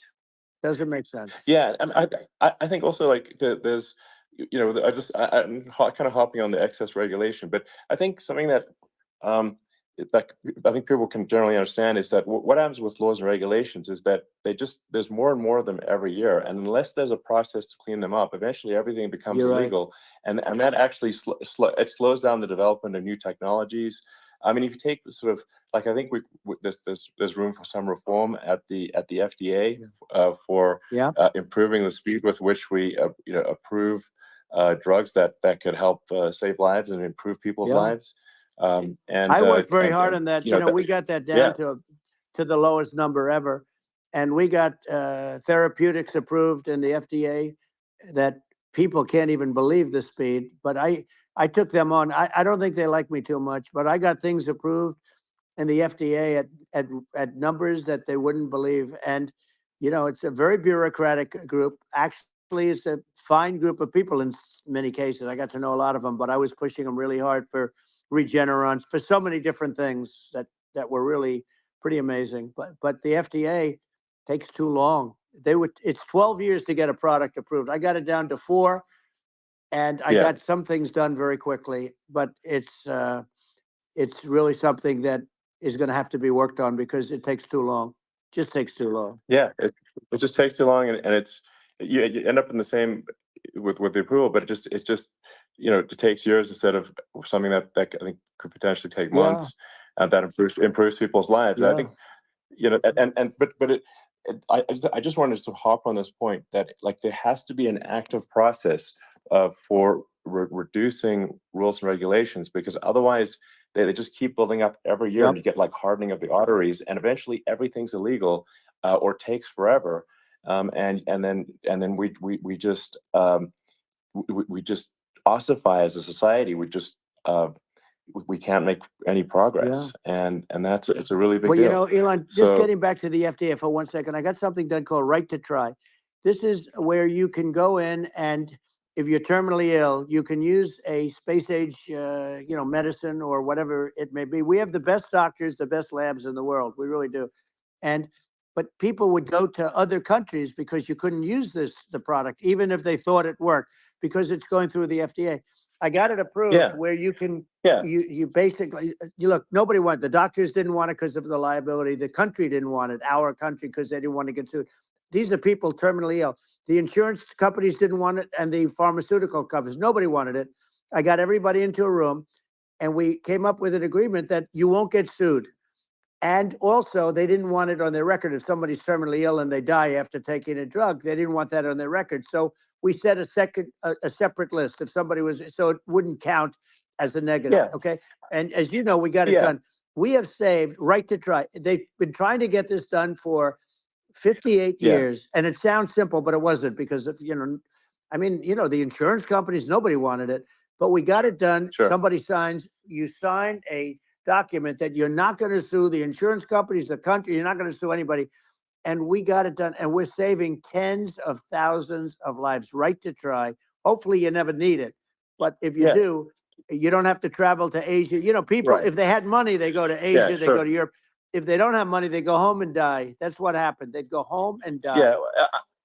Well, I mean, and actually, to give Europe some props here, it's like, if a drug is approved in Europe, which has a crazy amount of regulations, it should obviously be approved in the U.S. I mean, they get more regulations than we do. So why would a drug be approved in Europe and not in the U.S.? That's crazy. Well, we did it. We did something that really, they've been trying to do it for 50 years, and they just couldn't get it done, and I got it done. And it's really something. But you're right. Some people go to Europe because a drug isn't approved here, but it's approved in Europe, and it's a drug that, generally speaking, would work. It's pretty crazy. Absolutely. You're right. And I think so, as long as people are properly informed of the pros and cons, and like these are the risks, these are this is the risk, and like you make your own decision. That makes sense. Well, I think just, So in sort of closing up, and by the way, I'm looking at the numbers. You got a lot of people listening. I hope you don't get yeah, nervous, because you got a lot of people listening to you right now, like 60 million or something. What is that number? It's crazy. It's amazing how you can see that right away. How many? What is the number? Wow. What is it? well, Wow. I think in Wow, terms of people that's a big, that that's bigger than you said. You said 25, and you're much more than double that number, 25 million. I think you're going to be 60 or 70. And I guess over a period of time, hey, I congratulate you. Do I get paid for this or not? well, I think actually in terms of the number of people that will hear this conversation over the next few days to Right. weeks, it's going to be hundreds. That's of what they millions. say. Yeah, that's good. Well, look, it's an Yeah. honor. I just asked this: are you better off now, or were you better off when I was president? Nobody's better off now. People, we put out polls on that, and nobody's better off now. Inflation has killed it. And they also feel very unsafe. You look at what's going on with a lot of different things. You look at the riots we had at the Yeah. colleges I mean, it's ridiculous, but Right. all of the riots, they just feel unsafe. And now they really feel unsafe because you have a new form of crime. It's called migrant crime. I call it Biden migrant Yeah. crime. Maybe I'll call it Kamala migrant crime. But I mean, with all these things, I always try to get to the ground truth by just asking people. And my mom lives in New York, and I was like, Mom, do have any of your friends, been attacked or assaulted? And she said, yeah, 3 of her friends in 3 separate Crazy. incidents were assaulted just in recent months, just walking around the streets of New York.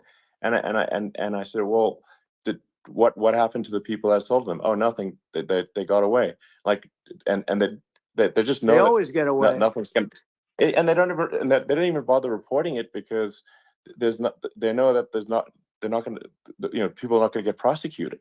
They just let, violent criminals out in New York.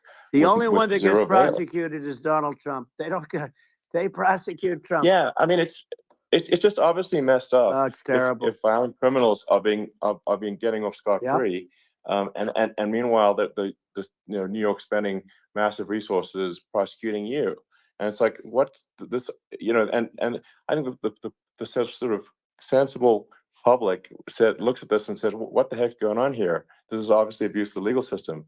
The legal system is supposed to be protecting the public from violent criminals, and it should be obviously allowing the public to make their own decision about who should be president, as opposed to some legal case. Once they start this precedent, because this can go on with the next one. I mean, this is a very bad precedent, what they're doing in terms of going after their political opponent, and that's all it is. It's going after their political opponent, and then you get a judge who's a strong Democrat, and I'm being nice when I say that. In many cases, crooked as hell. But you get a judge, and you go into an area where a Republican gets 3 or 4% of the vote, and you'll have a jury pool with people that hate Republicans or hate. It could also be the other way, though, because it could start the other way in areas where they hate Democrats, and you get into a Pandora's box. It's a very dangerous thing for this country, and a very dangerous thing even for the state. New York City is losing. New York City and state lose a lot of business over what they did to me, because these people say, we don't want that to happen to us. That's no justice system. You have an unfair system of justice, and it's costing New York State a tremendous amount of money. People are leaving and companies are leaving, and they won't come back. So, all of that stuff is important. But the economy now is the big thing, and we can turn that economy up so fast, and people are going to be back again. We're going to get rid of inflation. I think there's a lot of opportunity. Right. Absolutely. So. And I just want to congratulate you. You've done an amazing job. You have definitely got a fertile mind. We can talk. You and I can talk about rockets. It's kind of you to say. Thank you. Tunnels. We can talk about tunnels and rockets and electric cars. So many things. And now you're into the AI, and that's going to be another beauty, I'll say. So it's an amazing thing you've done, Elon. It's an amazing thing, and I congratulate you. I mean, thank you. And I just say here, here's to an exciting, inspiring future that people can look forward to and be optimistic and excited about what happens next. And that's the kind of future that I think you will bring as president, and that's why I endorse you. Well, I appreciate that. That endorsement meant a lot to me. Not all endorsements mean that much, to be honest. Your endorsement meant a lot. And, we have a phrase, make America great again. It's pretty simple, but it really says that we want to make America great again. And we can do it. We can do it now. But if we were going to suffer another 4 years like we suffered for the last 4 years, I'm not sure the country can ever come back. That's how bad it is. It's so bad. We have to do a lot of I think things. that's a very real risk. Yeah, it's a big risk. That's a very real risk. Yeah. And it's, I'd just like to note to people listening, like I've not been very political before. And if you look at my record, I've actually been, I'm not like, sometimes they try to paint me as like a far right guy, which is absurd because I'm like making electric vehicles and, solar and batteries, helping with the environment. And I actually, I supported Obama. I stood in line for 6 hours to shake Obama's hand when he was running for president. And, so it's not like I'm like some sort of dyed in the wool long-term Republican. I'd call myself, historically a moderate Democrat. But now I feel like we're really at a critical juncture for the country. I think a lot of people thought, the Biden administration would be a moderate administration, but it's not. And obviously, we were just going to see an even further left administration with Kamala. That's my honest opinion. I mean, her dad is literally. She was brought up as an actual. Her dad is a Marxist economist. You can Google it. I mean, it's not we're not making this up. That's how she was brought up. So, and we want to have a future that is prosperous. And I think we're just at this critical juncture. And I think this is a case of the America is going to at a fork in the road, and True. And I think it will take the path to, like, you are the path to prosperity, and I think Kamala is the opposite. Then that's my honest opinion. I'm gonna get attacked like crazy, and I've also experienced quite a bit of lawfare myself, but I'm just trying to tell people my honest opinion, and I haven't been really active in politics before. And I'm just trying to point out that my track record historically has been moderate, if not moderate, slightly left. And so this is to people out there who are in the moderate camp to say, I think you should support Donald Trump for president. And I think it's actually a very important junction in the road, and we're in deep trouble if it goes the other way. Well, I want to thank you. And, I actually always did think of you as somewhat left. I must say that. So it's Yeah. even more of an honor to have your endorsement. I know how strong you feel about it. But, when you think of her, San Francisco 15 years ago, I had a great friend, Bob Tish. He said it's the greatest city in America. And now it's almost not livable there. And California likewise. And she was involved in the destruction of San Francisco and the destruction of California. And she will be involved in the destruction of our country if people are so unwise as to elect her. And I hope that doesn't happen. And I hope the elections are going to be run honestly. And we're going to turn this country around. We're going to do things and we can do it fairly quickly. And we have to get rid of the criminals that have been, given to us by other countries as they laugh. They laugh at us. They think we're stupid to accept these people. These are radical, stone cold killers in many cases and terrorists. And they're in our country by the hundreds of thousands. Yeah. And we have to take them out. Yeah. I mean, if I could summarize it, perhaps, I think these are issues that I think most people in America would agree with, which is that we want safe and clean cities, we want secure borders, we want sensible government spending, we want to restore both the perception and reality of respect in the judicial system, stop the lawfare, and I think that's like, and how are those even right-wing positions? I think those are that's just common sense, and that's I mean, would you agree with that? 100%. I don't understand, the whole, they call it progressive. They don't like the word liberal anymore, but call it liberal or progressive. I don't understand how somebody could say that it's okay for them to empty prisons into our country. And again, I told you their Yeah, crime rates all definitely not over the world okay. are going way down, which makes sense. In fact, the next time what we'll do is if something happens with this election, which would be a horror show, we'll meet the next time in Venezuela because it'll be a far safer place to meet than our country. Okay, so we'll go. You and I will go, and we'll have a meeting and dinner in Venezuela because that's what's happening. Their crime rates coming down, and our crime rates going through the roof. And it's so simple. And you haven't seen anything yet because these people have come into our country and they're just getting acclimated, and they don't know about being politically correct law enforcement or lack of law enforcement.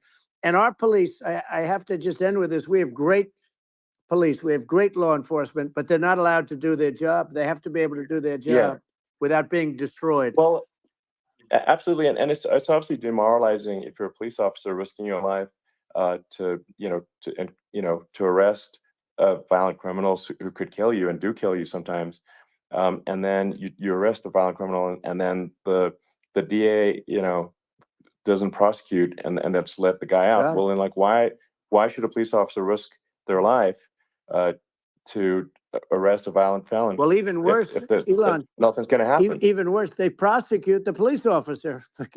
They go after it and they prosecute the police officer and they take away his pension. They take away his Yeah. job. He loses his family. He loses his house. Well, I thought it was very telling, like incredibly telling, that when there was a case where sort of a gang of thugs beat up police officers. I think it was in Times Yep. Square in New York, and then nothing happened to those guys. They were let out, zero bail, and I think a bunch of them were given free tickets to California. Well, what is I mean, that is a gross indignity against the United States, and that's how, I mean, this is insane. Like, have we lost all pride? How can such a thing be allowed to occur? I've never seen anything. We see where they get shot. It's a very dangerous profession, but it's something they're very proud of, and they want to be able to do their job. But I've seen them get shot. I've seen a lot of things, but I've never seen where these guys are standing in the middle of a big street, everybody watching them, and they're literally boxing, like punching, stand up fighting a police officer. There were two of them, and Yeah. yet about six Yeah, of yeah. these guys, and they're punching the hell out of them. And in their own country, they would be dead if they did that. They'd be shot. Yeah. They would be shot instantly. And they come from these countries, and it's taking them a while to realize that we don't do that in this country. But in their own country, Yeah. if they stood on a street and had a fight with a police officer, they would be shot. There's no political correctness, and it's such a sad. Yeah, It's such a sad thing to see, and that's the reason you have crime, by the way, yeah. because we don't do anything about Yeah. it. Yeah, we just cannot have a situation where our police officers are beaten up on camera by a gang of illegal immigrants, and then nothing happens to the guys that beat up the cops. I mean, and they're let out.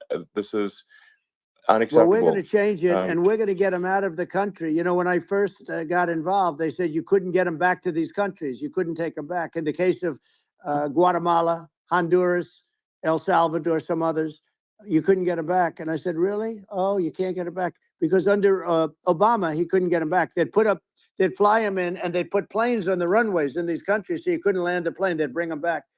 And the generals told me, sir, we can't bring them back. The countries won't accept MS-13 gang members. They won't accept them. And I said, really, how much do we pay these various countries in terms of economic aid, which is also somewhat ridiculous? And the answer was $750 million. I said, good. Tell them they're in default. They're delinquent. We're not paying them anymore because they won't accept it. And you know what happened? They all called me, every one of them. They said, we would be honored to take them back, sir. We would be honored. It was so easy. But it's one of those things. And we got it back. We took in so many, the MS-13 is probably the worst gangs in the world. They're the most vicious, violent. We took them out of here by the thousands and got them out of here. And their countries took them back. And because I said, you're not getting any more economic aid. And once I said that, they were nice. They wouldn't take them back for Obama. They wouldn't take them back for anybody. And now we have a problem because we have this guy, and they don't take him back anymore with Biden because they don't respect him. Yeah. It's just gotta be done. We just can't have whether they're citizens or not citizens. We can't have, because they won't prosecute citizens either, not just illegals. So if it's you can't have violent, repeat violent offenders that are not that don't get incarcerated. That's right. Because they will obviously, by definition, continue to hurt people. And I think where part of this comes from is that there's and I do sort of consider myself liberal in some ways. I mean, it's just that you want to have empathy for Right. people. Obviously, you want to have empathy for people. I totally agree with that. You want to have empathy, but you also have to have empathy for the victims of the criminals. And if you just have empathy for the criminals, it's actually shallow empathy. It's not real. You're not thinking. You have one layer deep empathy. You got to say, like, what if you don't incarcerate this person? Who are they going to hurt? Who are they might kill someone. They might rape someone. If you don't incarcerate them, you have to have empathy for the victims. And there's a lack of empathy for the victims of the criminals, and too much empathy for the criminals. It doesn't make sense. That's why you want to have deep empathy for society as a whole, not shallow empathy for Right. criminals. And we have to give our police officers the dignity and the respect that they deserve. And we have to let them do their job. They can do a great job, but we have to let them do their job. And if we don't do that, it's going to all disappear. There's never been a society like this where you're allowed to do anything you want and nothing happens. And I'm talking about violent crime. And it's going to get more violent because these are really, really violent people. And we're going to get them out of our country, and we're going to get them back to because they were sent here by the presidents and by the various people that run those countries. And I know every one of those guys. And they're smart people, and they're streetwise people. And they really think that the USA is stupid. They think we're run by stupid people, and they happen to be right. But when I was there, we had no problem. We got them out. We took out thousands of MS-13 gang members. We brought them back. And now, again, it's the same old story. We don't do it. And they actually gave them a big increase in aid. They raised it up to billions of dollars, and they get nothing for it. So, I hope everybody's going to vote for Trump, and we're going to get this country straight. Yeah. And I didn't need this. I'm like you. I didn't need this. I had a very nice Yeah. life. I didn't need to go through Yeah. court systems and go through all the other stuff and run at the Sure. same time. I have to run. I have to go through fake trials with, in some cases, corrupt judges, totally corrupt judges. I didn't need it. I had a nice life. I have great locations. I have beautiful oceans that I have places. But I felt it was important. And if I had to do it over again, you probably think I'm crazy for doing it, actually. But if I had to do it over again, I would have done it over again, because this is so much more important than me or my life. We're going to save this country. This country is going down. And these people are bad people that we're running against, and they're liars. They make statements. They do things that are so bad. They say they're going to make a strong border. They say they've been great on the border, and they've been the worst in history. They say they're going to stop it's horrible. crime. Like, the facts speak for themselves. It's so incredible. Speak for themselves. Like it's gotten to the point where people just don't even bother reporting crime in a lot of That's cities, right. because they know nothing is going to happen. That's what I hear anecdotally from people all the time. So it's just my values. I'm just saying to people out there, like the things I think are important for the future is, like, we've got to have safe cities, we've got to have secure borders, we've got to have sensible spending, and we've got to have deregulation, and Right. So we can have a prosperous future. And then we want to have some exciting, sort of moonshot projects that people can get fired up about. And that's the future I'm looking for. And I'm pro environment, but I'm not against. I'm not like, I don't think we should vilify the oil and gas industry, because they're keeping civilization going right now. And but I do think we want to move at a reasonable speed towards a sustainable energy economy. Those are my values, and I think and so, I mean, that's why I'm supporting you for president. Well, I appreciate it. We're going to give incentive to companies to come into our country, not to leave our country. We're going to be giving tremendous incentives. We want companies to build here, not to build in other locations. And we want to create jobs. And again, it's about the American dream. You don't hear about the American dream anymore, Elon. You don't hear. You're the American dream in the truest sense, but you don't hear about the American dream anymore. And you're going to hear about it. people, they need that incentive to go out and Yeah. do it. And they're going to love their lives. I mean, they're going to look forward to getting up in the morning and going to a job that they love, not a job that they can't stand, or not any job at all where they have no money, where they literally have no money, and then they end up with violence and lots of other problems. No, we're going to do some great things. And I learned a lot in the first. We had a great economy and all of that. We rebuilt the military. We did so much, but I also learned the best people. I learned the good people, the smart people, the dumb people, the people that can do things. The people, you learn. When I first came in, I tell people I was in Washington, D.C. only 17 times, according to the fake news media. I was in 17 times. I never stayed over. And you don't know people. You rely on other people to give you names, and then you realize the people you relied on weren't so good. Now, we had great people, but we also had some where I wouldn't have, used them had I known. Now I know everybody. And I think we're going to really turn things around fast. We have no choice. Otherwise, we're not going to have a country. And I really appreciate this. To me, it's been a lot of fun being with you. You're an amazing guy. You've done an incredible job and a great inspiration to people, a great inspiration. And I hope you keep going and just continue to do well. And we're going to have a big election coming up. And I think November 5th will be the most important day in the history of our country. I think that election will be the most important election. And I think it'll end up being maybe the most important day in the history of our country, because if we don't win, I just feel so sorry for everybody.